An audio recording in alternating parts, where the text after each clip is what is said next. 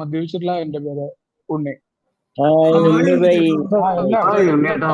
Hi hi. Hi Unni. Hi ഉണ്ണിച്ചേട്ടാ, hi. Hi. Hi ആദ്യമായിട്ട് hi നമ്മുടെ ഉണ്ണി. 7 വർഷം, ഹായ് ഹായ് ഹായ്, 7 വർഷം പൂർത്തിയാക്കുന്ന ഷൈൻ ചേട്ടൻ, അതേപോലെ 16 വർഷം പൂർത്തിയാക്കുന്ന ഷിബു ചേട്ടൻ, പിന്നെ നമ്മുടെ യുവജന സംഘടനയെ മെമ്പർഷിപ്പിൽ നിന്ന് പുറത്തായി മധ്യവയസ്കരിലേക്ക് എത്തിയ രാമേട്ടൻ, എല്ലാവർക്കും 35 വർഷം പൂർത്തിയാക്കിയ രാമേട്ടനും എല്ലാവിധ ആശംസകളും. തുടർന്നും സുബോധത്തിന്റെ വഴികളിൽ മറ്റു മദ്യാസക്തരെ സഹായിച്ച് മുന്നോട്ട് പോകാനായി സാധിക്കട്ടെ എന്ന് ആശംസിക്കുകയാണ്. ഈ അധ്യായം 11-ാമത്തെ അധ്യായമാണ്. നിങ്ങൾക്ക് വേണ്ടി ഒരു വീക്ഷണം എന്ന് പറയുന്ന അധ്യായം 156-ാമത്തെ പേജ് തൊട്ടിട്ടാണ് മലയാളത്തിൽ ആരംഭിക്കുന്നത്. ഇംഗ്ലീഷിൽ ശരിക്കും നമുക്ക് 164 പേജ് വരെയാണ് നമ്മുടെ പ്രോഗ്രാം ഉള്ളത്. പിന്നീടുള്ളത് വ്യക്തികഥകളാണ്. നമുക്ക് എല്ലാവർക്കും അറിയുന്ന പോലെ നമ്മുടെ ഫെലോഷിപ്പ് തുടങ്ങിയതിന് ശേഷം മറ്റ് 1935 നമ്മുടെ ഫെലോഷിപ്പ് ആരംഭിക്കുന്നു. നമുക്കിത് കൂടുതൽ പേരിലേക്ക് എത്തണം എന്ന ആഗ്രഹവുമായിട്ടാണ് നമ്മൾ 1939 നമ്മുടെ ബിഗ് ബുക്ക്, നമ്മൾ അടിസ്ഥാന ഗ്രന്ഥം പബ്ലിഷ് ചെയ്തത്. ഈ അടിസ്ഥാന ഗ്രന്ഥം പുറത്തേക്ക് എന്തിനാ കൊടുക്കുന്നതെന്ന് വെച്ച് കഴിഞ്ഞാൽ, തീർച്ചയായിട്ടും അന്നത്തെ കാലത്ത് ആ നൂറ്റാണ്ടില് മറ്റ് മനുഷ്യരിലേക്ക് എത്താൻ ഒരു പുസ്തകം ഇറങ്ങിക്കഴിഞ്ഞാൽ ആളുകൾ അത് വായിക്കും, ശ്രദ്ധിക്കും, അത് പല രീതിയിൽ പ്രൊമോട്ട് ചെയ്യാം. അപ്പോൾ എന്തൊക്കെയോ കാമ്പുണ്ട് എന്ന് ആൾക്കാർക്ക് മനസ്സിലാവും. കൂടുതൽ ആളുകളിലേക്ക് ഈ സന്ദേശം എത്തിക്കുക എന്നത് തന്നെയാണ്. അപ്പൊ അവരെ ആദ്യമായിട്ട് മെയ് മാസത്തില് ബില്ലിന്റെ കഥയും അതേപോലെ ദർ ഈസ് എ സൊല്യൂഷൻ ഒക്കെയാണ് എഴുതുന്നത്. ഒരു പരിഹാരമുണ്ട് എന്നുള്ള അധ്യായം എഴുതി. അത് കഴിഞ്ഞ് പിന്നീട് ഒരു 3 മാസത്തെ ഗ്യാപ്പ് എടുക്കുന്നുണ്ട്. ഓഗസ്റ്റ് മാസത്തിലാണ് മോർ അബൌട്ട് ആൽക്കഹോളിസത്തെ കുറിച്ചും പിന്നെ മറ്റ് 2 അധ്യായങ്ങൾ ദർ ഈസ് എ സൊല്യൂഷൻ എന്ന് പറയുന്ന ആ അധ്യായം എഴുതിയിരുന്നത്. പിന്നെ വേറൊരു അധ്യായം കൂടി അദ്ദേഹം എഴുതുന്നുണ്ട്. അത് കഴിഞ്ഞ് നവംബർ മാസത്തിലാണ് ബില്ല് ഈ ഒരു നിങ്ങൾക്ക് വേണ്ടി ഒരു വീക്ഷണം അല്ലെങ്കിൽ ഒരു കാഴ്ചപ്പാട് എന്നോ വിഷൻ എന്നൊക്കെ പറഞ്ഞാൽ ഒരു കാഴ്ചപ്പാട് എന്ന് പറയാം. നമുക്ക് ആൽക്കഹോളിക് ആയിട്ടുള്ള ആളുകൾക്ക് ഒരു പ്രതീക്ഷ തരുന്ന, ഇപ്പോഴും കുടിച്ചുകൊണ്ടിരിക്കുന്ന ആളുകൾക്ക്, നമ്മുടെ ഗ്രന്ഥത്തിന്റെ ഉദ്ദേശവും അത് തന്നെയാണ്. കുടിച്ചുകൊണ്ടിരിക്കുകയും അവിടുന്ന് രക്ഷപ്പെടാൻ ആഗ്രഹിക്കുകയും കുടി നിർത്താനായി ആഗ്രഹിക്കുന്ന ആർക്കും തന്നെ എയിൽ വരാം എന്ന് പറയുന്ന പോലെ അവർക്ക് ഒരു പരിഹാരമുണ്ട്, ഒരു കാഴ്ചപ്പാടുണ്ട്, നിങ്ങൾ വിഷമിക്കേണ്ടതില്ല എന്ന ആ ഒരു പ്രതീക്ഷ കൊടുക്കുന്നു. അതോടൊപ്പം കൃത്യമായി തന്നെ കുടിക്കാതിരിക്കുമ്പോഴും നിങ്ങൾ ഒരു കാര്യത്തെക്കുറിച്ച് നിരാശപ്പെടേണ്ടതില്ല. ഞങ്ങൾ ഇങ്ങനെയാണ് വളർന്നു വന്നത്, ഞങ്ങളുടെ കൂട്ടായ്മയിൽ എന്തൊക്കെയുണ്ട്, എന്താണ് AA എന്നും ആ AAയിലേക്ക് മദ്യപാനം പ്രശ്നമാകുന്ന ഏതൊരു കുടിയനും വളരെ കൃത്യമായിട്ട് കടന്നു വരാമെന്ന് പറഞ്ഞുകൊണ്ടാണ് ഈ ഒരു അധ്യായം അവസാന ഭാഗത്ത് കൊടുക്കുന്നത്. അതിന്റെ അവസാനത്തെ പാരഗ്രാഫ് വളരെ ഇമ്പോർട്ടന്റ് ആണ്. ഇംഗ്ലീഷിൽ അതിലേക്ക് വരും. 161 വാക്കുകളാണ് അതിലുള്ളത്. ഇതെല്ലാം കഴിഞ്ഞതിന് ശേഷമാണ് ഡിസംബർ മാസത്തില് നമ്മുടെ പ്രോഗ്രാം ഹൗ ഇറ്റ് വർക്ക്സും മറ്റു പടികളൊക്കെയുള്ള അധ്യായം എഴുതുന്നത് എന്നുള്ളതാണ് വേറെ രസം. ഈ ഒരു അധ്യായം, ഇതിന്റെ തുടക്കം തന്നെ വളരെ കാവ്യാത്മകമായിട്ട് തന്നെയാണ് ഈ ഒരു അധ്യായം തുടങ്ങുന്നത്. മദ്യാസക്തനെ സംബന്ധിച്ചിടത്തോളം അവന് ആദ്യകാലത്ത് കുടി എന്ന് പറയുന്നത് വളരെ സന്തോഷം തരുന്നതും കുറെ ചങ്ങാത്തമുണ്ടാകുന്നതും തന്റെ പല പ്രശ്നങ്ങളും മറക്കാനായിട്ട് സഹായിക്കുന്നതുമൊക്കെയാണ്. കുടിക്കുന്ന കാലത്ത് ഞാനും അതൊക്കെ തന്നെയാണ് വിചാരിച്ചത്. ഇപ്പോ എനിക്ക് സാധ്യമല്ലാത്ത പല കാര്യങ്ങളും എനിക്ക് സാധ്യമാകുന്നു. കൂട്ടുകാരുമായിട്ടിരിക്കാം, പലതും പറയാം, എന്തും പറയാം, ഇങ്ങനെ കുറെ കാര്യങ്ങളിൽ സ്വാതന്ത്ര്യം തരുന്ന ഒന്നാണ് മദ്യം. അതിനാണ് കുടിച്ചത്. വല്ലാത്തൊരു സുഖം ഉണ്ടാകുന്നുണ്ട് എന്നാണ്. പണിയൊക്കെ എടുത്തുകൊണ്ടിരിക്കുമ്പോ കുടിയാണ് സ്വപ്നം കണ്ടുകൊണ്ടാ ഇരിക്കുന്നത്. കാരണം വലിയ സന്തോഷമാണ് കുടിക്കാൻ പറ്റുക എന്ന് പറയുമ്പോൾ. മാത്രമല്ല, ഉത്തരവാദിത്തമുള്ള ചുമതലകളിൽ നിന്ന് ഒരു മോചനാണ്. രാവിലെ മുതൽ കുറെ പണിയൊക്കെ ചെയ്തു, പല പരിപാടികൾ ചെയ്തു. ഇനി ഇവിടെ വീട്ടിൽ പോയി കഴിഞ്ഞാൽ പരാതികൾ കേൾക്കണം, പിന്നെ കുറെ കാര്യങ്ങൾ, ഓഫീസിലെ കാര്യം അല്ലെങ്കിൽ ജോലി സ്ഥലത്തെ കാര്യങ്ങൾ, അതിനെക്കുറിച്ചുള്ള ചിന്ത, മുതലാളിയെ കുറിച്ചുള്ള ചിന്ത, അങ്ങനെ പിന്നെ നാളത്തെ കാര്യങ്ങളും, കുട്ടികളുടെ ഫീസ് അടച്ചിട്ടുണ്ടാവില്ല, പല പല പ്രയാസങ്ങൾ. എൻ്റെ മകളുടെ കല്യാണം നടക്കണം, കുറച്ചുകൂടി നല്ല ജോലി വേണം. ഇതൊക്കെ, ഈ ചിന്തയൊക്കെ എപ്പോഴാണ് ഉണ്ടാവുന്നത്? വെറുതെ ഇങ്ങനെ ഇരിക്കുമ്പോൾ തോന്നുക. അതിന് എളുപ്പ വഴി എന്താണ്? 2 അടിച്ച, 2 എന്നാ പറയുക. 2 അടിച്ചു കഴിഞ്ഞാൽ എല്ലാം കഴിഞ്ഞു. വളരെ സന്തോഷകരമായിട്ട് നിൽക്കാൻ പറ്റുമെന്നാണ് മദ്യാസക്തൻ കരുതുന്നത്. ജീവിതം വളരെ നല്ലതാണ്. അതേപോലെ അടുത്ത സുഹൃത്തുക്കളുമായിട്ട് നല്ല അടുപ്പമുണ്ടാക്കാനായിട്ട് നമുക്ക് ഉപകരിക്കും. തുടക്കത്തിലൊക്കെ നമുക്കത് ഉപകരിച്ചിട്ടുണ്ടാവും. എന്നെ സംബന്ധിച്ചിടത്തോളം സുഹൃത്തുക്കളുടെ ഇടയിൽ വലിയ രീതിയിൽ അംഗീകരിക്കപ്പെടുന്നുണ്ട്. കള്ളു കുടിക്കാൻ വേണ്ടിയിട്ടുള്ള ഒരുക്കങ്ങൾ തൊട്ട് ആ കള്ളുകുടിയുടെ ഇടയിൽ ഉണ്ടാകുന്ന വർത്തമാനങ്ങൾ വലിയ സന്തോഷം തരുന്നതാണ്. പക്ഷേ യഥാർത്ഥത്തില് മദ്യാസക്തനെ സംബന്ധിച്ചിടത്തോളം അത് അങ്ങനെയല്ല. ഈ തുടക്കത്തിൽ കാണുന്ന വർണ്ണശബളിമയാർന്ന സങ്കല്പങ്ങളെല്ലാം കടപുഴകി വീഴും. ഒരു കൂട്ടുകാരും അടുപ്പിക്കാതെയാകും. വല്ലാത്ത പ്രശ്നങ്ങളാണ്. എവിടെയോ സന്തുഷ്ടി. എന്തിനാ കുടിച്ചിരുന്നത് എന്ന് ചോദിച്ചാൽ ഈ പറയുന്ന പലതും മറക്കാനാണ്. പക്ഷെ ഓരോ കുടിയും എല്ലാത്തിനെയും തിരിച്ച് ഗംഭീരമായിട്ട് കൊണ്ടുവരുന്നുണ്ട് എന്ന് മാത്രമല്ല, വലിയ വലിയ പ്രശ്നങ്ങളിൽ നിന്ന് ഓടി ഒളിക്കാനായി മദ്യപിക്കുന്നു. പക്ഷെ അതിനേക്കാളൊക്കെ വലിയ രീതിയിലേക്ക് കുടി നമ്മളെ കൊണ്ടുവരികയാണ്. എപ്പോഴോ ഉണ്ടായിരുന്ന സന്തുഷ്ടി പോലും എനിക്കൊന്നും ആലോചിക്കാൻ പറ്റിയിട്ടില്ല. കാരണം കുടി കൊണ്ട് തുടക്കത്തിൽ ഉണ്ടായ സന്തോഷം ഒഴിച്ച് യാതൊരുവിധ ഗുണവും ഉണ്ടായിട്ടില്ല എനിക്ക്. പക്ഷെ ഞാൻ കുടിച്ചുകൊണ്ടിരുന്നു എന്നുള്ളതാണ് യാഥാർത്ഥ്യം.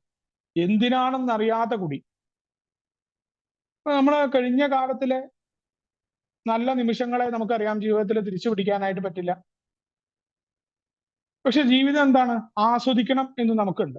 ജീവിതം ആസ്വദിക്കാനാണ് നമ്മളെല്ലാം ചെയ്യുന്നത്.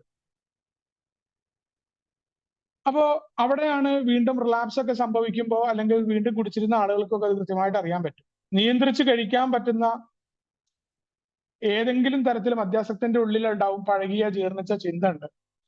ഇനിയെങ്കിലും ഞാൻ നിയന്ത്രിച്ച് കുടിക്കുന്നതാണ്. എനിക്ക് ആൽക്കഹോളിക്സ് അനോണിമസിൽ എത്തുന്നതിന് മുന്നേ മദ്യാസക്തി രോഗമാണെന്ന് അറിയാമായിരുന്നു. അപ്പോ ഞാൻ ഓരോ തവണ 6 മാസക്കാലം കുടിക്കാതിരിക്കുമ്പോ കഴിഞ്ഞ അനുഭവങ്ങളെ കുറിച്ചൊക്കെ പല കൂട്ടുകാരോടും ഇല്ല, പല കൂട്ടുകാരോടും പറയും, ആ അനുഭവങ്ങളെ കുറിച്ചൊക്കെ ഓർമ്മിക്കാറുണ്ട്. ഇനി ഒരിക്കലും ഈ നശിച്ച സാധനം ഞാൻ തൊടില്ല എന്ന് പറഞ്ഞിട്ടാ കുടി നിർത്തിയിട്ടുള്ളത്.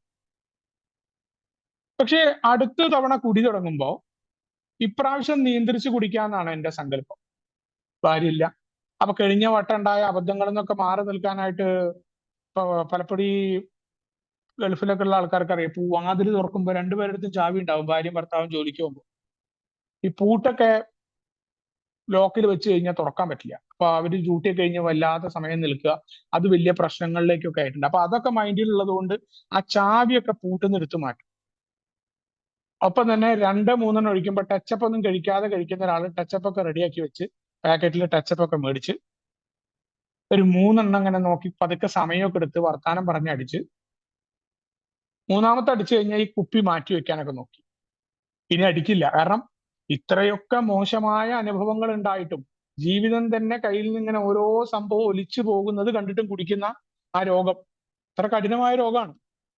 അപ്പൊ എന്താ കാരണം എന്ന് വെച്ചാൽ ഇതാണ് ഇവിടെ പറയുന്നത്.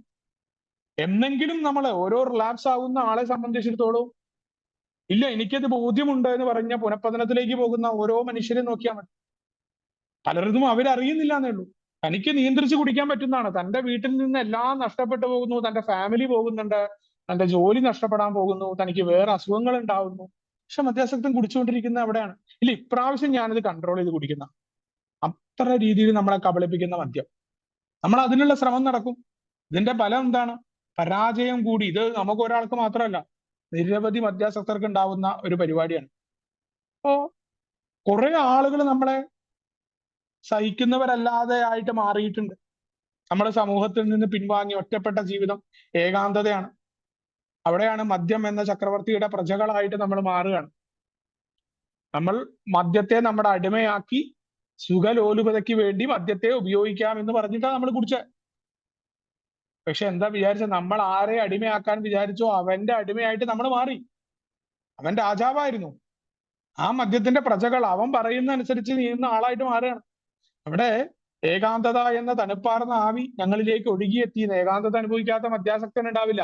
മദ്യാസക്തന്റെ കരച്ചിലുകൾ, ഞാൻ ഒറ്റപ്പെട്ടവനായി, എനിക്ക് ആരുമില്ല എന്ന പദം പറച്ചിലുകൾ ഒക്കെ കുറെ നേർന്നുണ്ടാവും. മദ്യാസക്തന്റെ കരച്ചിലില് പോലും, ഞാനെന്ന മദ്യാസക്തനൊക്കെ കരച്ചിലില് പോലും ആത്മാർത്ഥതയില്ലാണ്ട് ചുമ്മാ കരഞ്ഞുകൊണ്ടിരിക്കും. വിഷമമുണ്ടാവുള്ളില്. കരച്ചില് പോലും യാഥാർത്ഥ്യമല്ല മദ്യാസക്തന്റെ. ആ രീതിയിലാണ് ഉണ്ടാവുക. ഏകാന്തത വല്ലാതെ ഒഴുകി എത്തുകയാണ്. പക്ഷെ താൻ ഒറ്റപ്പെടുന്നുണ്ട് എന്ന് അംഗീകരിക്കാനുള്ള മനസ്സുണ്ടാവില്ല എന്നുള്ളതാണ്.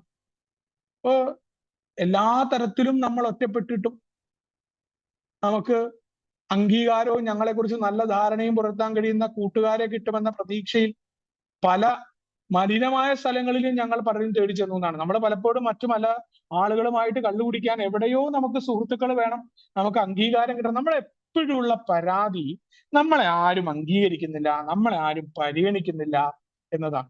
അതുകൊണ്ടാണ് ഈ കൂട്ടുകെട്ടിനും മറ്റു കാര്യങ്ങൾക്കും വേണ്ടി അംഗീകാരത്തിന് വേണ്ടിയിട്ടുള്ള കൊഞ്ചൽ എന്ന വാക്ക് അത് പറയുക. കൊഞ്ചലുണ്ട് നമുക്ക്. നമ്മൾ ഇങ്ങനെ ആഗ്രഹിക്കുകയാണ്, നമ്മളെ മറ്റുള്ളവർ അംഗീകരിക്കുന്നില്ല, അതുകൊണ്ട് നമുക്ക് അംഗീകാരം കിട്ടണം. നമ്മൾ പല സ്ഥലത്തും ചെന്നു, പല പരിപാടികളിലും നമ്മൾ ഏർപ്പെട്ടു. താൽക്കാലികമായിട്ട് നമ്മൾ ആ കുടിക്കുന്ന സമയത്തൊക്കെ നമുക്ക് പലതും ലഭിക്കുമെന്ന് നമുക്ക് തോന്നിയെങ്കിലും എല്ലാ കുടിയന്മാർക്കും അറിയാം വലിയ ശൂന്യതയാണ്. നമുക്കൊരിക്കലും സുഖമുണ്ടാകും അല്ലെങ്കിൽ കുറച്ചുകൂടി സുഖിക്കാമെന്ന് പറഞ്ഞ് കുടിച്ച ഒരാൾക്കും കുടികൊണ്ട് സുഖമുണ്ടായതായിട്ട് ആരും പറഞ്ഞു കേട്ടിട്ടില്ല. ഓരോ മദ്യാസക്തനും അവനുണ്ടാകുന്ന ഓരോ കുടിയും ഇനി കുടിക്കില്ല എന്ന ഒരു തീരുമാനമെടുത്തിട്ടുള്ള ഒരാൾ. അത് ഏലെത്തൊന്നും വേണ്ട, അല്ലാണ്ട് തന്നെ ഉണ്ടാവും. സ്വയം ഒരു ബോധ്യമില്ലാത്തവരൊന്നും ഉണ്ടാവില്ല. വല്ലാത്ത ശൂന്യത ഉണ്ടാവുന്നു. ആ വിചാരിച്ച സുഖമൊന്നും കിട്ടില്ല. അവിടെയാണ് 4 കുതിരപ്പുറത്ത് കയറി വന്ന കാര്യങ്ങളായിട്ട് അദൃശ്യമായ 4 സാധനങ്ങളാണ്. ഒന്ന് ഭയം, രണ്ടാമത്തേത് അന്താളിപ്പാണ്, മൂന്നാമത്തേത് പാരവശ്യം. ഇതെല്ലാം നമ്മളെ കൊടും നിരാശ, ജീവിതം വല്ലാത്തൊരു സംഭവത്തിലേക്കാണ് പോകുന്നത് എന്നുള്ള തോന്നൽ നമുക്ക് ഉണ്ടാവുകയാണ്. ഇത് വായിച്ചുകൊണ്ടിരിക്കുന്ന ആളുകളോട് പറയുകയാണ്. അപ്പൊ ഈ പുസ്തകം നമ്മൾ ഇറക്കുമ്പോൾ ഏതെങ്കിലും ഒരു മദ്യാസക്തൻ ഈ പുസ്തകം കാണുകയാണെങ്കിൽ ആ മദ്യാസക്തൻ അത് കൃത്യമായിട്ട് കുടിച്ചുകൊണ്ടിരിക്കുന്ന ഒരാൾക്ക് ആ മനസ്സിലാക്കാനായി പറ്റും. എനിക്ക് മുന്നോട്ട് പോകാനായി പറ്റുന്നില്ല, തന്റെ ജീവിതത്തിൽ വല്ലാത്ത ഭയം, എല്ലാത്തിനെ കുറിച്ച് ഭയം. ഇന്നലെ എന്താ പറഞ്ഞ്, ഏതൊക്കെയാ ചെയ്തതെന്നറിയില്ല, എങ്ങനെ ഞാൻ കുടിച്ചു പോയെന്നുള്ള തോന്നലുകൾ, അതേപോലെ ജീവിതം പോയിക്കൊണ്ടിരിക്കുന്ന അവസ്ഥയെക്കുറിച്ചുള്ള സ്വയം സഹതാപം കൂടി ഇറങ്ങി രാവിലെ വീണ്ടും കുടിക്കുന്നതിന്റെ കാരണം അതാണ്. പിന്നെ ഇതൊക്കെ മറക്കണം എന്നുണ്ടെങ്കിൽ കുടിക്കണം. അപ്പോ ജീവിതത്തെ കൊണ്ട് കുടിക്കാൻ, സന്തോഷിക്കാനായിട്ട് കുടിക്കാൻ ശ്രമിക്കുന്നു. പക്ഷെ ഫലം എന്താണ്? അസന്തുഷ്ടി. വീണ്ടും ആ സന്തുഷ്ടി പോവാൻ കുടിക്കുന്ന വിരോധാഭാസമാണ് മദ്യാസക്തന്റെ ജീവിതം. അപ്പോ മുഴുക്കുടിയന്മാരായ എന്നാൽ വല്ലപ്പോഴും കുടിക്കാതിരിക്കുന്ന വിഭാഗത്തിൽപ്പെട്ട ഒരാൾ പറഞ്ഞു തരും, എനിക്ക് അങ്ങനെയൊന്നും അനുഭവപ്പെടുന്നില്ല, നല്ല സുഖം തോന്നാറുണ്ട്. നമ്മൾ കേൾക്കാറുണ്ട്. ആൽക്കഹോളിക്സ് അനോണിമസിലൊക്കെ പല ഡിനേലുകളും നമ്മൾ പറയുന്ന, ഇല്ല ഞാൻ അത്ര വലിയ ആളൊന്നല്ല, എപ്പോഴും കുടിക്കാറില്ല എന്നൊക്കെ പറയാറുണ്ട്. എനിക്ക് നല്ല സുഖമുണ്ട്. കാരണം നമ്മുടെ ഏറ്റവും വലിയ കുഴപ്പം വേറൊരു കാര്യം അംഗീകരിക്കുക എന്നത് പറ്റില്ല. അതേപോലെ കേൾക്കുന്ന കാര്യങ്ങളിലെ നെഗറ്റീവായ വശങ്ങളെ നോക്കുക. ഒരാളെ എളുപ്പത്തിൽ അംഗീകരിക്കുന്ന ആളല്ല മദ്യാസക്തൻ. ഞാൻ നന്നായിട്ട് ജോലി ചെയ്യാറുണ്ട്, എന്റെ ജോലിക്കൊന്നും യാതൊരു കുഴപ്പമില്ല, ഞാൻ വേറെ ആളുകൾക്ക് ബുദ്ധിമുട്ടൊന്നും ഉണ്ടാക്കിയിട്ടില്ല, ഞാൻ എന്റെ പൈസക്ക് കുറച്ച് കുടിക്കുന്നുണ്ട്. ഭാര്യ ഇങ്ങനെ വെറുതെ ഓരോ കാര്യങ്ങൾ പറയാന്ന് പറയും. ചിലപ്പോ നമ്മുടെ സർവീസിലൊക്കെ നിൽക്കുന്ന ആളുകൾക്കൊക്കെ ആ അനുഭവം ഉണ്ടാവും. നമുക്ക് കോളൊക്കെ വരും, നമ്മൾ അയാളെ സഹായിക്കാന്നൊക്കെ പറഞ്ഞ് പോയി കഴിഞ്ഞാൽ അയാൾ അവിടെ പറയും, ഇവള് വെറുതെ കടന്ന് ഓരോന്ന് പറഞ്ഞിട്ട് വിളിച്ചു വരുത്തുക, ഞാൻ അങ്ങനത്തെ കുടിയനൊന്നുമല്ല. അപ്പൊ അവിടെയാണ് നമുക്കറിയാം, നമ്മളെ സംബന്ധിച്ചിടത്തോളം നമ്മൾക്ക് തിരിച്ചു തള്ളാനായി പറ്റും. നമ്മളും അത്തരത്തിൽ പല കാര്യങ്ങളും പറഞ്ഞതാണ്. ഏല് അത്യാസക്തി അംഗീകരിക്കാത്ത ഓരോ കുടിയന്റെയും വാക്കുകൾ അങ്ങനെയാണ്. മറ്റുള്ളവരുമായിട്ട് കമ്പയർ ചെയ്യുക, ഞാൻ അങ്ങനെ കുഴപ്പക്കാരനല്ല. ഞാനത് എപ്പോഴും പറയാറുണ്ട്. ഏയുടെ തുടക്കത്തിൽ ഈ 8ാമത്തെ പടിയെ കുറിച്ചൊക്കെ ഇങ്ങനെ കേൾക്കുന്ന സമയത്ത് ഇവരൊക്കെ ജീവിതത്തിൽ ഭയങ്കര കുഴപ്പങ്ങളൊക്കെ ചെയ്ത ആളാ, ഞാൻ അത്ര വലിയ കുഴപ്പമൊന്നും ചെയ്തിട്ടില്ല, എന്താ ഈ ഷെയറിങ്ങിൽ ആൾക്കാർ ഇങ്ങനെ പറയണത് എന്ന് ഞാൻ കരുതിയിട്ടുണ്ട്. ഇവരുടെയൊക്കെ അവസ്ഥ വളരെ മോശമാണല്ലോ. അപ്പൊ യഥാർത്ഥത്തിൽ എന്താ, ഞാൻ എന്റെ കുഴപ്പങ്ങൾ കണ്ടെത്താൻ തുടങ്ങിയിട്ടില്ല എന്നതാണ് യാഥാർത്ഥ്യം. അവരെക്കാൾ വലിയ കുഴപ്പങ്ങൾ എനിക്കുണ്ട്. അതേപോലെയാണ് കുടിച്ചുകൊണ്ടിരിക്കുന്ന, ഇടയ്ക്ക് കുടി നിർത്തുന്ന ഒരു കുടിയൻ. ആ കുടിയനെ സംബന്ധിച്ചിടത്തോളം എങ്ങനെയാണ് അതിന്റെ ഒരു നല്ല രസമുള്ള ഒരു ഉദാഹരണം പറഞ്ഞിട്ടുള്ളത്. പിശാചുക്കളിൽ നിന്ന് മുക്തനാകാനായിട്ട് ഇരുട്ടത്ത് ചൂളം വിളിക്കുന്ന ബാലനെ പോലെയാണ്. പിശാച് ഉണ്ട് എന്ന് പറഞ്ഞുകൊണ്ട് ഇരുട്ടത്ത് നിന്ന് ചൂളം വിളിക്കുകയാണ്. ആ പിശാചിനെ അകറ്റാൻ ചൂളം വിളിച്ചാൽ പിശാച് വരില്ല എന്ന ചിന്ത. അപ്പൊ സ്വയം വിഡ്ഢിയാക്കപ്പെടുന്നവനാണ് മദ്യാസക്തൻ. കുടിച്ചുകൊണ്ടിരിക്കുന്ന ഓരോ ആളുകളും അവര് പറയാ മറ്റുള്ളവരെ പറ്റിക്കുകയാണ് എന്ന് അവർ കരുതും. ഇപ്പൊ നമ്മളാണെങ്കിൽ അതാ സ്ഥിതി.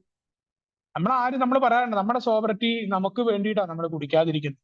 അത് ഭാര്യയ്ക്ക് വേണ്ടിയിട്ടോ അല്ലെങ്കിൽ AL മീറ്റിംഗിൽ അംഗങ്ങളെ ബോധ്യപ്പെടുത്തിയിട്ടോ ഒന്നും കാര്യമില്ല. നമ്മൾ ആരെ പറ്റിക്കുന്നത്? നമ്മൾ നമ്മളെ തന്നെ പറ്റിക്കുകയാണ്. ഉള്ളിന്റെ ഉള്ളിൽ 5-6 പെഗ് അകത്താക്കി നടന്നു നീങ്ങുന്നതിന് വേണ്ടി എന്തു വേണമെങ്കിലും ചെയ്യാൻ അയാൾ ഒരുക്കമുള്ളവരാണ്. ഡിനയിലൊക്കെ പെട്ട ആളുകൾ നമ്മൾ അന്തം വിടും. നമ്മളിപ്പോ കുടിക്കാതെ ആകുമ്പോൾ നമുക്ക് പലപ്പോഴും ആ മാനസികാവസ്ഥ മനസ്സിലാവില്ല. നമ്മളെ കുടിച്ചുകൊണ്ടിരിക്കുന്ന ആള് എന്തായാലും മരണത്തിലേക്കാണല്ലോ പോകണമെന്നുള്ള തോന്നൽ നമുക്ക് ഉണ്ടാവും.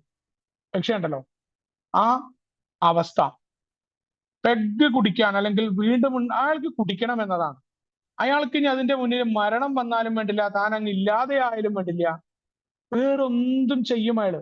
കുടിക്കാനായിട്ട് അയാൾ ഉണ്ടാക്കുന്ന ആ ഒരു ബുദ്ധി ഉണ്ടല്ലോ, അല്ലാത്ത രീതിയിലാണ് അയാള് കാര്യങ്ങളെയൊക്കെ മാനിപ്പുലേറ്റ് ചെയ്ത് കൊണ്ടുപോവുക. അയാൾ സുബോധാവസ്ഥ ഇഷ്ടപ്പെടുന്നില്ല. ആ അവസാന ഘട്ടത്തിൽ എത്തുന്ന ആൾക്കാർ അങ്ങനെയാണ്. നമ്മൾ പറയാറുണ്ട് ഭാഗ്യഹീനരായ മനുഷ്യർ എന്നൊക്കെ നമ്മുടെ ഹൗ ഇറ്റ് വർക്സിൽ പറയുന്ന പോലെ. ഒരു തരത്തിലും ആ സുബോധാവസ്ഥ തനിക്ക് കുടിക്കാതിരിക്കാൻ പറ്റില്ല. കാരണം പല റിയാലിറ്റികളെയും നേരിടാൻ അയാൾ തയ്യാറല്ല എന്നുള്ളതാണ്. അയാൾ വീണ്ടും വീണ്ടും കുടിച്ചുകൊണ്ടേയിരിക്കും. ജീവിതത്തെ മദ്യം കൂടാതെ ചിത്രീകരിക്കാൻ സാധ്യമല്ല. പല ആൾക്കാരും ഇങ്ങനെ പറയാറുണ്ടായിരുന്നു, ഈ മീറ്റിംഗിൽ തന്നെ കുടിച്ചു വരുന്ന ആൾക്കാരുണ്ട്. അവര് ചിലപ്പോ പല സാധനവും നമുക്ക് പെട്ടെന്ന് മനസ്സിലാവും, എത്ര കഴിഞ്ഞാലും കുടിച്ചു കഴിഞ്ഞാൽ അങ്ങനെ സംസാരിക്കുക, ഈ മണം അറിയാതിരിക്കാൻ പലതും കഴിച്ചുകൊണ്ട് മീറ്റിംഗിൽ വന്നിട്ടൊക്കെ ഷെയർ ചെയ്യും. പല രീതിയിൽ നമുക്ക് മീറ്റിംഗിൽ കാണാൻ പറ്റും. നമുക്കൊന്നും ചെയ്യാൻ പറ്റില്ല അവരെ. നമ്മൾ അവരെ അനുഭാവപൂർവ്വം പരിഗണിക്കുക എന്നല്ലാതെ വേറെ ഒന്നും ചെയ്യാൻ പറ്റില്ല നമ്മളെ സംബന്ധിച്ചിടത്തോളം. കാരണം അങ്ങനെയാണ് അവര്. അവരെ സംബന്ധിച്ചിടത്തോളം അവർക്ക് ആ ബോധ്യം ഉണ്ടായിട്ടില്ല. നമ്മൾ എന്ത് പറഞ്ഞുകൊണ്ടും കാര്യമില്ല, അവരെ കുറെ ചീത്ത പറഞ്ഞുകൊണ്ട് കാര്യമുണ്ട്, നമ്മൾ അവർക്ക് വേണ്ടി ഷെയർ ചെയ്തുകൊണ്ട് കാര്യമുണ്ട്, അവർക്കൊന്നും മനസ്സിലാവില്ല. അപ്പോൾ ഇനിയുള്ള ദിവസങ്ങളിൽ മദ്യത്തോട് കൂടിയതോ അല്ലാത്തതോ ആയ ജീവിതത്തെക്കുറിച്ച് എനിക്ക് ചിന്തിക്കാനേ പറ്റില്ല എന്ന ആളുകളാണ്. മറ്റാർക്കും അറിയാൻ പറ്റാത്ത തരത്തിലുള്ള ഏകാന്തത ആ മദ്യാസക്തന് മനസ്സിലാക്കാൻ പറ്റുന്ന അറിയാം. അയാളുടെ ഉള്ളിൽ ആളുകളുടെ ചുറ്റും ഉണ്ടായിരിക്കുമ്പോഴും അയാൾ ഏകാന്തനായിരിക്കും. താൻ ഒറ്റപ്പെട്ടവനാണ്, തനിക്ക് ആരുമില്ല എന്ന തോന്നൽ. പക്ഷെ യഥാർത്ഥത്തിൽ ഈ ഏകാന്തതയും ഒറ്റപ്പെടലൊക്കെ മദ്യാസക്തൻ തന്നെ ഉണ്ടാക്കിയതാണെന്ന് അയാൾക്ക് മനസ്സിലാവുമ്പോഴാണ് അയാൾ കുടിക്കാതെയാവുക. മറ്റേതെല്ലാം അയാൾ പറയുന്ന കുടിക്കാനായിട്ട് അയാൾ ഉണ്ടാക്കുന്ന മൂടുപടങ്ങൾ. നേരത്തെ പറഞ്ഞ പോലെ ആ ഇരുട്ടത്ത് നിന്ന് ചൂളമടിച്ചാൽ തന്നെ പിശാച് പിടിക്കില്ല എന്ന് പറയുന്ന ആളെ പോലെ. അപ്പൊ അറ്റത്തെത്തി നിൽക്കുന്ന അവസ്ഥയിലുള്ള ആളാണ് എല്ലാ തരത്തിലും. അയാൾ തന്റെ അവസാനം അയാൾ അറിയാതെ ജീവിക്കണം എന്ന ആഗ്രഹം ഒരു സൈഡിലുള്ളപ്പോഴും ഇത്തരം മദ്യാസക്തരെ നമുക്ക് കണ്ടുമുട്ടാൻ പറ്റും നമ്മുടെ കൂട്ടായ്മയിൽ വരെ. അവരുടെ അവസാനം നമ്മൾ പറയും ഇതെന്താണ്, ഒരു രക്ഷയില്ല. നമ്മൾ അവരെ പഴിക്കാറുണ്ട്, പല രീതിയിലുള്ള കാര്യം നമ്മുടെ വിഷമം കൊണ്ട് പറയാറുണ്ട്. ഒന്നും നമുക്ക് ചെയ്യാൻ പറ്റില്ല. അപ്പൊ അവിടെയാണ് ആൽക്കഹോളിക്സ് അനോണിമസിലെ ആളുകൾ, എയില് എത്തിപ്പെട്ട അന്നത്തെ കാലത്തുണ്ടായിരുന്ന പഴമക്കാരായ മനുഷ്യര്, അവരെല്ലാം അതിൽ പല ആൾക്കാരും ഈ അവസ്ഥയിലൂടെ കടന്നു പോയവരാണ്. വല്ലാത്ത അധപതനം. ബില്ലിനൊക്കെ അവസാനം ബില്ല് പറയാറുണ്ട്, തനിക്ക് ഈ ഒരു വസ്തു തന്റെ ആർഭാടമായിട്ട് ഒരു വസ്തുവല്ല, ആർഭാടം പോലെ മദ്യം കുടിക്കുക, വൈകുന്നേരം വന്ന് എല്ലാ വിഷമങ്ങളും പറഞ്ഞ വസ്തുവല്ല, അവശ്യ വസ്തുവാണ്. തന്റെ ജീവൻ നിലനിർത്തണം എന്നുണ്ടെങ്കിൽ മദ്യം വേണം എന്ന അവസ്ഥയിലേക്ക് എത്തിയിട്ടുണ്ട്. അവിടെ ആ അധപതനത്തിൽ നിന്ന് ഞങ്ങൾ എങ്ങനെ കരകയറി വന്നു, ഒരു പറ്റം പഴമക്കാര് നമ്മുടെ മുന്നിൽ കാണിച്ചു തന്ന മാർഗമുണ്ട്. അപ്പൊ എന്താ പറയാ, അപ്പോഴും എന്താ പറയാ, അങ്ങനെയൊക്കെയാണ് ഈ പഴമക്കാരൊക്കെ പറയുമ്പോഴും നമ്മൾ പറയുന്ന ഒരു ഡിനയിൽ എന്താ, ഞാൻ മദ്യത്തിൽ നിന്ന് മാറാനൊക്കെ എനിക്ക് ആഗ്രഹമുണ്ട്, അതൊക്കെ സമ്മതിച്ചു, ഇനി ഞാൻ കുടിക്കാതെ ഇരിക്കാം. പക്ഷെ നിങ്ങളുടെ ഈ മീറ്റിങ്ങിൽ കയറി കഴിഞ്ഞാൽ എന്താ കേൾക്കണം, നിങ്ങൾ ഈ ആദ്യം തന്നെ ദൈവത്തെ പറ്റിയിട്ട് ഒരു പ്രാർത്ഥന. എല്ലാ അവന്മാരും കയറി കഴിഞ്ഞാൽ പറയണ് ദൈവാനുഗ്രഹം കൊണ്ട് കുടിച്ചില്ല, മറ്റേത് കുടിച്ചില്ല, ദൈവം അങ്ങനെയാണ്.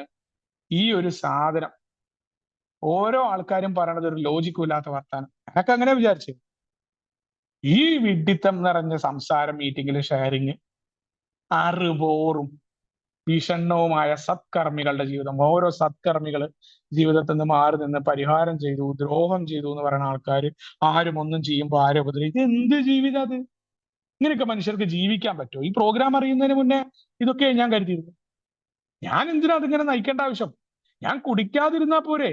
ഈ മീറ്റിംഗിൽ ആൾക്കാർ പറയണ പോലെ ഞാൻ അങ്ങനെ ആൾക്കാരെ ദ്രോഹിച്ചിട്ടുണ്ട്, സെക്സിന്റെ കാര്യത്തിൽ മാറ്റം ഉണ്ടാക്കി, ഞാൻ ആൾക്കാരോട് ഉള്ള ചില ഉപദ്രവം ചെയ്തിട്ടുണ്ട്, ഇങ്ങനെയൊക്കെ പറയുക. ഓരോ കാര്യങ്ങളിലോ ഇന്നിപ്പോ ഒരാൾ എന്നോട് ചൂടാവാൻ വന്നു, ഞാൻ അയാളോട് ദേഷ്യപ്പെട്ടില്ല. എന്തിനാ അതൊക്കെ? എനിക്ക് ദേഷ്യപ്പെടാൻ തോന്നി ഞാൻ ദേഷ്യപ്പെടും. ഞാൻ എന്റെ ഇഷ്ടത്തിന് ജീവിക്കും. കൂടി സമ്മതിച്ചു, കൂടി എനിക്ക് പ്രശ്നം. ഞാൻ എന്തിനാ ഈ സത്കർമ്മികളുടെ ജീവിതം ജീവിക്കേണ്ട കാര്യം? എനിക്ക് എങ്ങനെ എങ്ങനെ എന്റെ ജീവിതത്തിന്റെ സന്തോഷം പോയില്ലേ എന്നാണ്. എപ്പോഴെങ്കിലൊക്കെ രണ്ടെണ്ണം അടിച്ചിട്ടില്ലെങ്കിൽ എന്താ സുഖമുള്ളത്? ഒരു സുഹൃത്തിനോട് ചോദിച്ചാണ്, ടൂറൊക്കെ പോയി കഴിഞ്ഞാല് ആ ടൂറൊന്നും എനിക്ക് ചിന്തിക്കാൻ പറ്റുന്നില്ല എന്ന് പറഞ്ഞു. വിദേശത്തുള്ള സുഹൃത്താ, ചിലപ്പോ നമ്മുടെ മീറ്റിംഗിൽ കേട്ടിരിക്കണ്ടാവും. അപ്പൊ ആ സുഹൃത്ത് എന്നോട് പറഞ്ഞത്, അപ്പൊ എനിക്ക് ചിരി വന്നത് ഞാനും ഇങ്ങനെയൊക്കെ ആലോചിച്ച, നമ്മൾ പറയല്ലോ, നമ്മള് ഇതൊക്കെ കേട്ടത് നമ്മുടെ അനുഭവമാണല്ലോ. ഇതിപ്പോ എന്താ ഈ ബാക്കി കുടി നിർത്തണമെന്ന് ആഗ്രഹമുള്ളപ്പോഴും നേരത്തെ പറഞ്ഞ രീതിയിൽ എപ്പോഴെങ്കിലൊക്കെ രണ്ടെണ്ണം അടിക്കുക എന്നുള്ള ഒരു ചിന്ത ഇങ്ങനെ കടന്നു വരിക. ആ ചിന്തയില് ടൂറൊക്കെ പോകുമ്പോ എങ്ങനെയാ രണ്ടെണ്ണം കഴിക്കാതിരിക്കുക? രണ്ടെണ്ണം എന്നാ അപ്പോഴും. എന്നാൽ ഈ ടൂറ് വരെ ഓർമ്മ ഉണ്ടാവില്ല എന്നുള്ള ഇതുണ്ടാവില്ല. എന്താ ഉള്ളത്? ഒരു സന്തോഷം എന്താ ഉള്ളത്? സുഹൃത്തുക്കളുടെ ഒപ്പം പോയിട്ടില്ലെങ്കിൽ എങ്ങനെ എൻജോയ് ചെയ്യാൻ പറ്റും? എങ്ങനെയാ ഇപ്പൊ നമ്മൾ എവിടെയെങ്കിലും ഒരു ട്രിപ്പ് പോവുക എന്നൊക്കെ നമ്മൾ വിചാരിക്കാറുണ്ട്. പല ആൾക്കാരും ആ ചോദ്യങ്ങൾ അന്നും ചോദിക്കാറുണ്ട്, ഇന്നും ചോദിക്കുന്നു. അതാ രസം. ഈ പുസ്തകം എഴുതിയത് നമ്മൾ പറഞ്ഞു 1938 ആണ് ഈ ഒരു അധ്യായം തന്നെ ബില്ല് എഴുതുന്നത്. പറഞ്ഞാൽ ആ സമയത്ത് പോലും ഇത്തരത്തിലേക്കുള്ള ആളുകൾ പറയുമ്പോ നമ്മുടെ നവംബർ മാസത്തിലാണ് ഈ അധ്യായം എഴുതുന്നത്. അവിടെ അന്നും ഉണ്ടായിരുന്നതിന് വലിയ മാറ്റങ്ങൾ ഇന്നും വന്നിട്ടില്ല മദ്യാസക്തർക്ക് എന്ന് ആലോചിക്കണം നമ്മൾ. അപ്പൊ പറയാണ്, തീർച്ചയായിട്ടും ഉണ്ട്. പകരം വലിയ ഒന്നുണ്ട്. അതെന്താണ്? പകരമായിട്ടുണ്ട് എന്നതിനേക്കാൾ ഉപരി വിശാലമായ ഒന്നാണ്. ഇവിടെയാണ് നമ്മുടെ ആൽക്കഹോളിക്സ് അനോണിമസ് എന്ന നമ്മുടെ ഫെല്ലോഷിപ്പ്.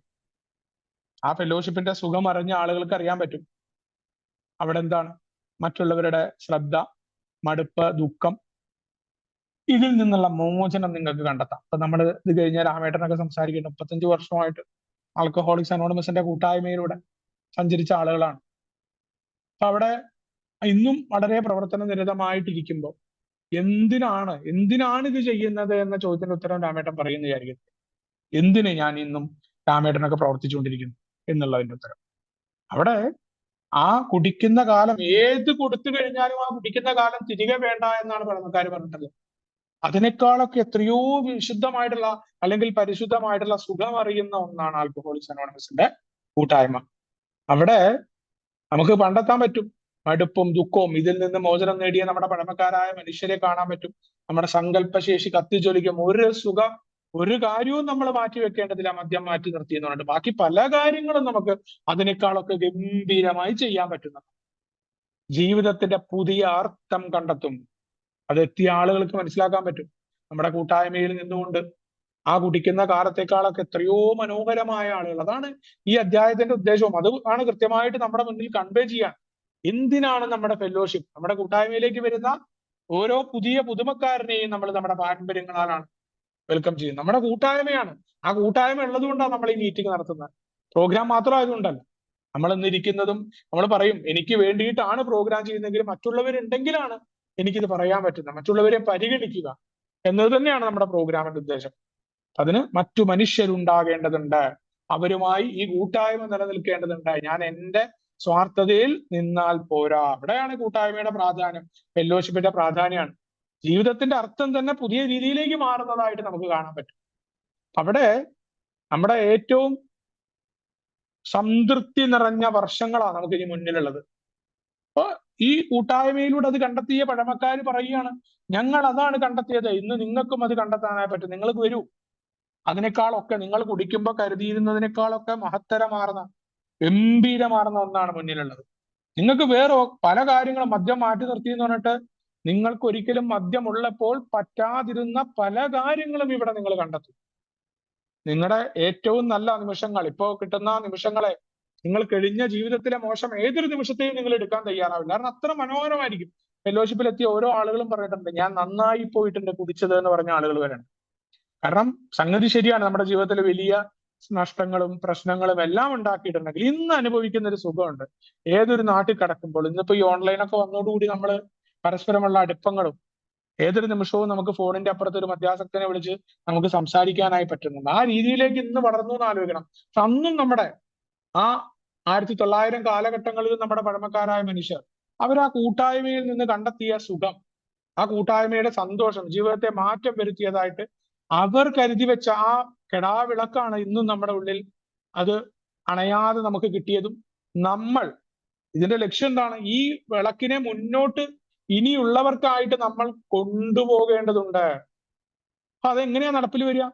ഞാൻ എവിടെയാണ് ആളുകളെ കണ്ടെത്തുക എന്നുള്ള ചോദ്യങ്ങൾക്ക് ഉത്തരം നിങ്ങളുടെ തന്നെ സമൂഹത്തില് പുതിയ സുഹൃത്തുക്കളെ നിങ്ങൾ കണ്ടെത്താൻ പോവുകയാണ്. നിങ്ങൾ എവിടെയാ? നിങ്ങൾ മദ്യാസക്തനാണ്, നിങ്ങൾ എവിടെ ജീവിക്കുന്നു എന്നുള്ളത് പ്രശ്നമല്ല. നമ്മൾ പറയില്ലേ, എയുടെ മെമ്പർഷിപ്പിന് മദ്യപാനം നിർത്തണം എന്ന ഒരൊറ്റ ആഗ്രഹം മതി. നമുക്ക് ആരെയും കണ്ടെത്താനായിട്ട് നമ്മുടെ സമൂഹത്തിൽ നിന്ന് അങ്ങനെ കണ്ടെത്തി നമ്മുടെ കൂട്ടായ്മ ഉണ്ടായതാണ്. അതിനെക്കുറിച്ചാണ് ഇവിടെ പറയാൻ പോകുന്നത്. ഈ സമൂഹത്തിൽ നിന്നാണ് നിങ്ങൾ കണ്ടെത്താൻ പോകുന്നത്. അതിന് നിങ്ങൾക്ക് പ്രത്യേകിച്ച് ക്ലാസിന്റെ ആവശ്യമൊന്നുമില്ല. കാരണം നിങ്ങളുടെ അനുഭവങ്ങളും നിങ്ങൾ കുടിച്ച നിങ്ങളൊരു മദ്യാസക്തനാണ് എന്ന കാര്യം തന്നെയാണ് നിങ്ങളുടെ പ്രധാനം. മദ്യം നിർത്താനായിട്ട് നിങ്ങൾക്ക് ആഗ്രഹമുണ്ട്. അതിന് ഉദാഹരണം ഇങ്ങനെയാ പറഞ്ഞ, മുങ്ങിക്കൊണ്ടിരിക്കുന്ന കപ്പലിലെ ആളുകൾ എന്ന പോലെ നിസ്സഹായരായി നിങ്ങൾക്ക് ചുറ്റും അമിത മദ്യപാന രോഗികൾ മരിച്ചുകൊണ്ടിരിക്കുകയാണ്. മുങ്ങിക്കൊണ്ടിരിക്കുന്ന ഒരു കപ്പലിലെ ആളുകളെ പോലെ. ആ മുങ്ങിക്കൊണ്ടിരിക്കുന്ന കപ്പലിൽ നിന്ന് ഓരോരുത്തരായിട്ട് ഇങ്ങനെ മരിച്ചുകൊണ്ടിരിക്കുകയാണ്. അപ്പോ നമ്മളൊരു വലിയ നഗരത്തിലാണ് ജീവിക്കുന്നത് എങ്കിൽ നൂറുകണക്കിന് ആളുകൾ അവിടെ ഉണ്ടാകും. അവിടെ ഉയർന്ന ആൾക്കാരുണ്ടാവും, താണ ആൾക്കാരുണ്ടാവും, സമ്പന്നരും ദരിദ്രരും എല്ലാം ആൽക്കഹോളിക്സ് അനോണിമസിലെ വരുംകാല അംഗങ്ങളാണ്. നമ്മൾ പറയാറുണ്ട്, കുടിയന്മാരുടെ ഇടയിൽ മറ്റൊരു വ്യത്യാസങ്ങളും നമുക്കില്ല. അവൻ താണവനാണോ, ഉയർന്നവനാണോ, അവൻ വക്കീലാണോ, മറ്റതാണോ, പോലീസാണോ, ഒന്നുമില്ല. മദ്യാസക്തനാണ്, കുടിയനാണ് എന്നുള്ള കാര്യമാണ്. മദ്യത്തെ നിയന്ത്രിക്കാൻ, മദ്യം എന്ന കെമിക്കലിനാൽ മുറിവേറ്റവരാണ്, അതിനെ നിയന്ത്രിക്കാനായി പറ്റാത്ത ആളുകളാണ്. ഇവരെല്ലാം വരുംകാല അംഗങ്ങളാണ്. അവിടെ ആജീവനാന്ത സുഹൃത്തുക്കളെ നമുക്ക് കണ്ടെത്തിയേക്കാം. ആ ഇനിയും വരാനുള്ള ആളുകളിൽ നിന്ന് നമുക്ക് നല്ല സുഹൃത്തുക്കൾ ഉണ്ടാവും. ആജീവനാന്തം നേടുന്ന സുഹൃത്തുക്കളാവും. അവിടെ അത്ഭുതകരവും നൂതനവുമായ ബന്ധങ്ങളിൽ നിങ്ങൾക്ക് ഏർപ്പെടാൻ സാധിക്കും. നിങ്ങൾ വിചാരിക്കാത്ത തരത്തിലുള്ള ബന്ധങ്ങൾ ഈ ഫെലോഷിപ്പിലൂടെ നിങ്ങൾക്ക് ഉണ്ടാക്കിയെടുക്കാൻ പറ്റും. അവിടെ എന്താണ്, പൊതുവായുള്ള ഈ യാത്രയിൽ തോളോട് തോളൊരുമി നിൽക്കുകയും ഒരുമിച്ച് തകർച്ചയിൽ നിന്ന് രക്ഷ നേടുകയും, ഈ തകർച്ചയിൽ നിന്ന് നമ്മളെല്ലാം മുങ്ങിക്കൊണ്ടിരിക്കുകയാണ് ആ കപ്പലിനെ. അപ്പൊ ബാക്കിയുള്ളവർ രക്ഷപ്പെടണം എന്നുണ്ടെങ്കിൽ എന്ത് ചെയ്യണം? കപ്പിത്താൻ മുതൽ ഓരോ ആളുകളും ഒരുമിച്ച് നിന്നുകൊണ്ട് ശ്രമിക്കണം. നമ്മൾ ആ തകർച്ചയിലേക്ക് പോകാതിരിക്കാനായിട്ടുള്ള ശ്രമമാണ് ഇവിടെ പരസ്പരം കൂട്ടായ്മയിൽ നടത്തുന്നത്. ഇവിടെ മറ്റുള്ളവർ ജീവിതം വീണ്ടെടുക്കുന്നതിനും നിലനിൽപ്പിനും വേണ്ടി നിങ്ങളെ തന്നെ സമർപ്പിക്കുന്നതിന്റെ അർത്ഥം എന്താണ്? ഇവിടെ നമ്മുടെ പ്രോഗ്രാമിൽ എപ്പോഴും പറയാറുണ്ട്, നമ്മൾ മറ്റു മനുഷ്യരെ പരിഗണിക്കലാണ് പ്രോഗ്രാം എന്ന് പറയാറുണ്ട്. അങ്ങനെ നിൽക്കുന്നതിന്റെ കാരണം എന്താണ്? അതിന്റെ അർത്ഥം എന്താണ്? അത് നമ്മുടെ പഴമക്കാരായ മനുഷ്യർ നമുക്ക് പറഞ്ഞു തന്നിട്ടുണ്ട്. അതിലും നമുക്ക് എന്താണ്, കൃത്യമായ ലക്ഷ്യമുണ്ട്. നമ്മൾ പറയാറുണ്ട്, നമ്മൾ ഒരു ഗുണവും ഇല്ലാണ്ട് നമ്മുടെ വാഗ്ദാനങ്ങൾ തൊട്ട് നമുക്ക് കുറെ കാര്യങ്ങൾ കൂട്ടായ്മ തരുന്നുണ്ട്. നമ്മൾ അങ്ങനെ ചില ത്യാഗങ്ങൾ സഹിക്കുന്നതിന്റെ കാരണം തരും, നമുക്കൊരു സുഖം കിട്ടുന്നുണ്ട് ഈ കൂട്ടായ്മയിൽ. അത് തന്നെയാണ് മറ്റുള്ളവർക്ക് ജീവിതം കൊടുക്കാനും നിലനിൽക്കാനും വേണ്ടി സമർപ്പിക്കുന്നതിന്റെ അർത്ഥം. നമുക്ക് കിട്ടാൻ പോകുന്ന ആ ഏകാന്തതയുടെ നാശം തൊട്ട് നമ്മുടെ പ്രശ്നങ്ങളെല്ലാം നമ്മൾ പറയുന്ന പോലെ മറ്റുള്ളവരുടെ ശ്രദ്ധ, മടുപ്പ്, ദുഃഖം, ഇതിൽ നിന്നുള്ള മോചനം നമുക്ക് കിട്ടുന്നുണ്ട് എന്നുള്ളതാണ്. അവിടെയാണ് നമ്മൾ നിലനിൽപ്പിന് വേണ്ടിയിട്ട് മറ്റുള്ളവരെ പരിഗണിക്കുന്നതിന്റെ അർത്ഥം. നമ്മുടെ ആത്മീയതയുടെ അർത്ഥമൊക്കെ നമുക്ക് മനസ്സിലാവും. അവിടെയാണ് നിന്നെപ്പോലെ നിന്റെ അയൽക്കാരനെയും സ്നേഹിക്കുക. ഈ അർത്ഥം നമ്മൾ പറഞ്ഞുകൊണ്ടിരുന്ന കാര്യമില്ല. എന്തിനാണ് മറ്റൊരാളെ സ്നേഹിക്കുന്നത്, അത് എങ്ങനെയാണ് ആ അയൽക്കാരനെ സ്നേഹിക്കേണ്ടത് എന്ന് നമ്മൾ കൂട്ടായ്മയിൽ നിന്ന് പഠിക്കുന്നത്. അപ്പൊ എന്റെ നിലനിൽപ്പ് മറ്റൊരാളുടെ നിലനിൽപ്പോടുകൂടിയാണ്. ഞാൻ മാത്രം നിലനിന്നാ പോരാന്നുള്ളതാണ് ഇതിന്റെ അർത്ഥം. നമ്മൾ മനസ്സിലാവുമ്പോൾ ഈ ഫെലോഷിപ്പിന്റെ പ്രവർത്തനത്തിൽ നല്ല സുഖം ഉണ്ടാവും നമുക്ക്. ഇതിന്റെ ബാക്കിയുള്ള ഒരു പൊളിറ്റിക്സ് നമ്മളെ ബാധിക്കില്ല. ആൽക്കഹോളിക്സ് അനോണിമസിന്റെ സുഖം ഏയിലെ പഴമക്കാര് പറഞ്ഞ ആ ഭാഗങ്ങളിൽ നമ്മൾ നിൽക്കും. അതിലേക്ക് നമുക്ക് എത്താനായി പറ്റുമെന്നതാണ് സത്യം. നമുക്ക് പല മാർഗങ്ങളുമുണ്ട് ഈ സർവീസ് മാത്രമായിട്ട്, അല്ലെങ്കിൽ ഇതിൽ തന്നെയുള്ള ഇതിന്റെ പൊളിറ്റിക്സും ഉണ്ട് ഇപ്പുറത്തെ സൈഡിൽ. അപ്പൊ അത് ഏത് വേണമെന്ന് നമ്മൾ നിശ്ചയിക്കണം. അതിനാണ് നമ്മുടെ വിഷൻ, നമ്മളോട് കാഴ്ചപ്പാട് കൃത്യമായിട്ട് വെക്കാൻ നമ്മളോട് ഓർമ്മപ്പെടുത്തിയിട്ടുണ്ട്. ഇവിടെ ഈ ആളുകൾ ഒരിക്കൽ കൂടി സന്തുഷ്ടരും ബഹുമാനരും പ്രയോജനമുള്ളവരുമായി തീരുന്നു എന്നുള്ളത് തികച്ചും അവിശ്വസനീയമായി തോന്നിയേക്കാം. ഒരു കാലത്ത് എല്ലാ മനുഷ്യരാലും തള്ളിയ മനുഷ്യരാണ് നമ്മളൊക്കെ. ഇവനൊന്നും രക്ഷപ്പെടില്ല, അവൻ കുടിച്ചു മരിക്കുമെന്ന് പറഞ്ഞവർ, ഇവന്റെ ജീവിതം എന്താകുമെന്ന് പറഞ്ഞവർ, അവിടെയാണ് നമ്മുടെ മുന്നിൽ വരുന്നത്. ഈ ദാരുണാവസ്ഥയിൽ നിന്നും, ചീത്തപ്പേരിൽ നിന്നും, പ്രതീക്ഷാശൂന്യതയിൽ നിന്നും ഉയർന്നു വരാൻ എങ്ങനെ ഉയർത്തെഴുന്നേൽപ്പ് സാധ്യമായി? അവിടെയാണ് ഞങ്ങൾക്ക് പറയാനുള്ള പ്രായോഗികമായ ഒരു മറുപടി. എന്താ അറിയോ? ഞങ്ങൾക്ക് സംഭവിച്ച പോലെ നിങ്ങൾക്കും സംഭവിക്കും. ഇത് നിങ്ങൾക്കും സാധ്യമാണ്. മറ്റെല്ലാത്തിനേക്കാളും ഉപരി നിങ്ങൾ അത് ആഗ്രഹിക്കുന്നുണ്ട്. നിങ്ങൾ ഈ ഫെലോഷിപ്പിൽ നിൽക്കാൻ ആഗ്രഹിക്കുന്നുണ്ടെങ്കിൽ മദ്യപിക്കാതിരിക്കണം. നിങ്ങൾക്ക് ഇന്നത്തെ ദിവസം എന്ന രീതിയിൽ ഇങ്ങനെ മദ്യത്തെ മാറ്റി നിർത്തിയിട്ട് ഇപ്പോ ഓരോ ആളുകളും നമുക്ക് മുന്നോട്ട് ഇങ്ങനെ പോകണം എന്ന് ആഗ്രഹം ഉണ്ടെങ്കിൽ തീർച്ചയായിട്ടും ആൽക്കഹോളിക്സ് അനോണിമസിലെ പഴമക്കാരായ മനുഷ്യർ അവരുടെ അനുഭവങ്ങളെ പ്രയോജനപ്പെടുത്താൻ ആഗ്രഹിക്കുന്നുണ്ടെങ്കിൽ നിങ്ങൾക്കും ഇത് സാധ്യമാണ്. ഒരിക്കലും പണ്ട് സാധ്യമാകില്ല എന്ന് പറഞ്ഞ പലതും, അതാണ് നമ്മുടെ വാഗ്ദാനങ്ങളൊക്കെ പറയുന്നത്, അത് നമുക്ക് സാധ്യമായെന്ന് നമ്മൾ സാക്ഷ്യം വഹിക്കുന്നവർ. അങ്ങനെ സാക്ഷ്യം വഹിച്ച ആളുകളാ പറഞ്ഞിട്ടുള്ളത്. ആ അനുഭവങ്ങളിലൂടെ നിങ്ങൾക്ക് സാക്ഷാത്കരിക്കും. അത്ഭുതങ്ങളുടെ യുഗം ഇപ്പോഴും ഞങ്ങളോടൊപ്പമുണ്ട്. ഞങ്ങളുടെ തന്നെ രോഗശമനം, അതാണ് ഞങ്ങളുടെ രോഗശമനം. ഞങ്ങൾക്ക് ഒരിക്കലും സാധ്യമല്ലാതിരുന്ന കാര്യങ്ങൾ ഞങ്ങളുടെ ജീവിതത്തിൽ സംഭവിച്ചു. അപ്പോ ഈ ബിഗ് ബുക്ക് എന്ന് പറയുന്ന പുസ്തകം ലോകമെമ്പാടുമുള്ള അമിത മദ്യാസക്തിയുടെ വേലിയേറ്റത്തിലേക്ക് എടുത്തെറിയപ്പെടുമ്പോൾ ഇതിലെ നിർദ്ദേശങ്ങൾ പിന്തുടരുന്നതിന് വേണ്ടിയിട്ട് പരാജിതരായ കുറെ കുടിയന്മാർ ഇതിൽ പിടിക്കും. ഇതാണ് ഞങ്ങളുടെ പ്രതീക്ഷ. അതിനാണ് ഞങ്ങൾ പുസ്തകം ഇറക്കിയിട്ടുള്ളത്. ധാരാളം പേർ തങ്ങളുടെ കാലുകളിൽ ഉയർന്നു നിന്നുകൊണ്ട് മുന്നോട്ട് പോകുമെന്ന് എന്നറിയണം. ദീർഘവീക്ഷണത്തോടു കൂടിയുള്ള ആ ഒരു നമ്മുടെ പഴമക്കാരുടെ വീക്ഷണം നമ്മളൊന്ന് ആലോചിച്ച് നോക്കും. ഇത് ഹതാശരായ എത്രയോ കുടിയന്മാർ അതിനുശേഷം കടന്നു വന്നു. അവർ തീർച്ചയായിട്ടും ഇതിൽ പിടിക്കുമെന്ന് നമുക്ക് ഉറപ്പുണ്ട്. അവര് മറ്റു കുഴപ്പമുള്ള കുടിയന്മാരെ സമീപിക്കും. എന്നിട്ട് എന്താണ്, ഓരോ നഗരത്തിലും ഗ്രാമത്തിലും രക്ഷാപ്രവർത്തനത്തിന് ആളുകൾ ചെന്നെത്തപ്പെടുന്ന അഭയ കേന്ദ്രങ്ങളിൽ ആൽക്കഹോളിക്സ് അനോണിമസിന്റെ കൂട്ടായ്മ ഉയർന്നു വരും. നമ്മൾ ആലോചിക്കണം, വളരെ ചെറിയ ഒരു സംഖ്യ, 100ഓളം പേര്. ആ 100ഓളം പേരിൽ തന്നെ 40ഓളം പേരാണ് ആക്റ്റീവായി നിന്നത്. ആ സമയത്ത് പോലും നമ്മളുടെ പ്രതീക്ഷകൾ, ഇന്ന് നമുക്കറിയാം ലോകമെമ്പാടും 28 ലക്ഷം പേരോളമായിട്ട് നമ്മുടെ കൂട്ടായ്മ മാറിയിട്ടുണ്ട്. ഇനിയും എത്രയോ സ്ഥലങ്ങളിലേക്ക് ഇനിയും പ്രവർത്തനം എത്താനുണ്ട് എന്നുള്ളതാണ്. അപ്പോ നമ്മളെ സംബന്ധിച്ചിടത്തോളം മറ്റുള്ളവരോടൊത്തുള്ള പ്രവർത്തനം എന്ന അധ്യായത്തിൽ 12ാം പടിയുടെ ഭാഗമായിട്ട് മറ്റുള്ളവരെ എങ്ങനെ സമീപിക്കുക എന്നുള്ളതൊക്കെ നമ്മുടെ ആ ഭാഗങ്ങളിലാണ് പറഞ്ഞത്. അതിനെക്കുറിച്ചുള്ള അറിവ് നമുക്ക് അതിലുണ്ട്. ഇനി നിങ്ങളൊന്ന് ആലോചിച്ച് നോക്കൂ, നിങ്ങളുടെ കുടുംബങ്ങൾ ഈ ജീവിത രീതി സ്വീകരിച്ചാൽ എങ്ങനെയായിരിക്കും? നിങ്ങളുടെ കുടുംബങ്ങൾക്ക് ഈ മാറ്റം ഉണ്ടായ ആ അവസ്ഥയിൽ നിന്ന് ഇനി എത്രമാത്രം മുന്നോട്ട് പോകണമെന്ന് നിങ്ങൾക്കൊരു ആവശ്യമായിട്ട് തോന്നും. നിങ്ങളുടെ ഭാവി പ്രവർത്തനങ്ങളിലേക്ക് വെളിച്ചം പകരുന്നതിന് ഞങ്ങളുടെ കൂട്ടായ്മയുടെ വളർച്ച നിങ്ങൾക്ക് വിവരിച്ചു തരാമെന്നാ പറയാം. അതിന്റെ ഒരു ലഘു വിവരണം എന്ന് പറഞ്ഞുകൊണ്ട് നമ്മുടെ ചരിത്രം അവിടെ കടന്നു വരികയാണ്. അപ്പോ നമുക്ക് എല്ലാവർക്കും അറിയുന്ന പോലെ ബിൽ വിൽസൺ അദ്ദേഹത്തിന്റെ സോബറിറ്റി സംഭവിക്കുന്നത് ന്യൂയോർക്കിലെ സിൽക്വർത്തിന്റെ ഹോസ്പിറ്റലായ ടൗൺസ് ഹോസ്പിറ്റലാണ്. അദ്ദേഹം അവിടെ സോബറായി വരുന്ന അദ്ദേഹത്തിന് ഒരു സ്പിരിച്വൽ ആയിട്ടുള്ള എക്സ്പീരിയൻസ് ഉണ്ടാവും. ഓക്സ്ഫോർഡ് ഗ്രൂപ്പുമായിട്ട് അദ്ദേഹം ബന്ധപ്പെടുന്നുണ്ട്. എബി താച്ചറുമായിട്ട് അദ്ദേഹം നമ്മുടെ 13ാമത്തെ പേജിൽ ബില്ലിന്റെ കഥയിലൊക്കെ വളരെ വിശാലമായിട്ട് നമ്മൾ പറയാറുണ്ട്. അദ്ദേഹത്തിന് മാറ്റം ഉണ്ടായപ്പോ അദ്ദേഹം അവിടെ ആ സിൽക്വർത്തിന്റെ ആ സ്ഥലത്ത് ടൗൺസ് ഹോസ്പിറ്റലിൽ വരുന്ന രോഗികളുമായിട്ടും ഓക്സ്ഫോർഡ് ഗ്രൂപ്പുമായിട്ടുള്ള പ്രവർത്തനങ്ങളിൽ ഇങ്ങനെ 5-6 മാസം നടന്നു.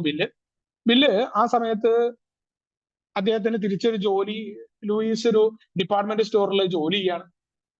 ലൂയിസിനെ എങ്ങനെയെങ്കിലുമൊക്കെ ഒന്ന് സഹായിക്കണം എന്നൊക്കെ ബില്ലിന് ആഗ്രഹമുണ്ട്. പക്ഷെ ബില്ലിന്റെ ആ ഒരു വിശ്വാസ്യത പോയി. കുടിയനെ സംബന്ധിച്ചിടത്തോളം വീണ്ടും വീണ്ടും ഉണ്ടാകുന്ന കുടിയും വാക്ക് കൊടുക്കലും ആരും വിശ്വസിക്കാത്തൊരവസ്ഥ കുടിയനുണ്ടാവും. ബില്ലിനും അത് തന്നെയാണ് ഉണ്ടായത്.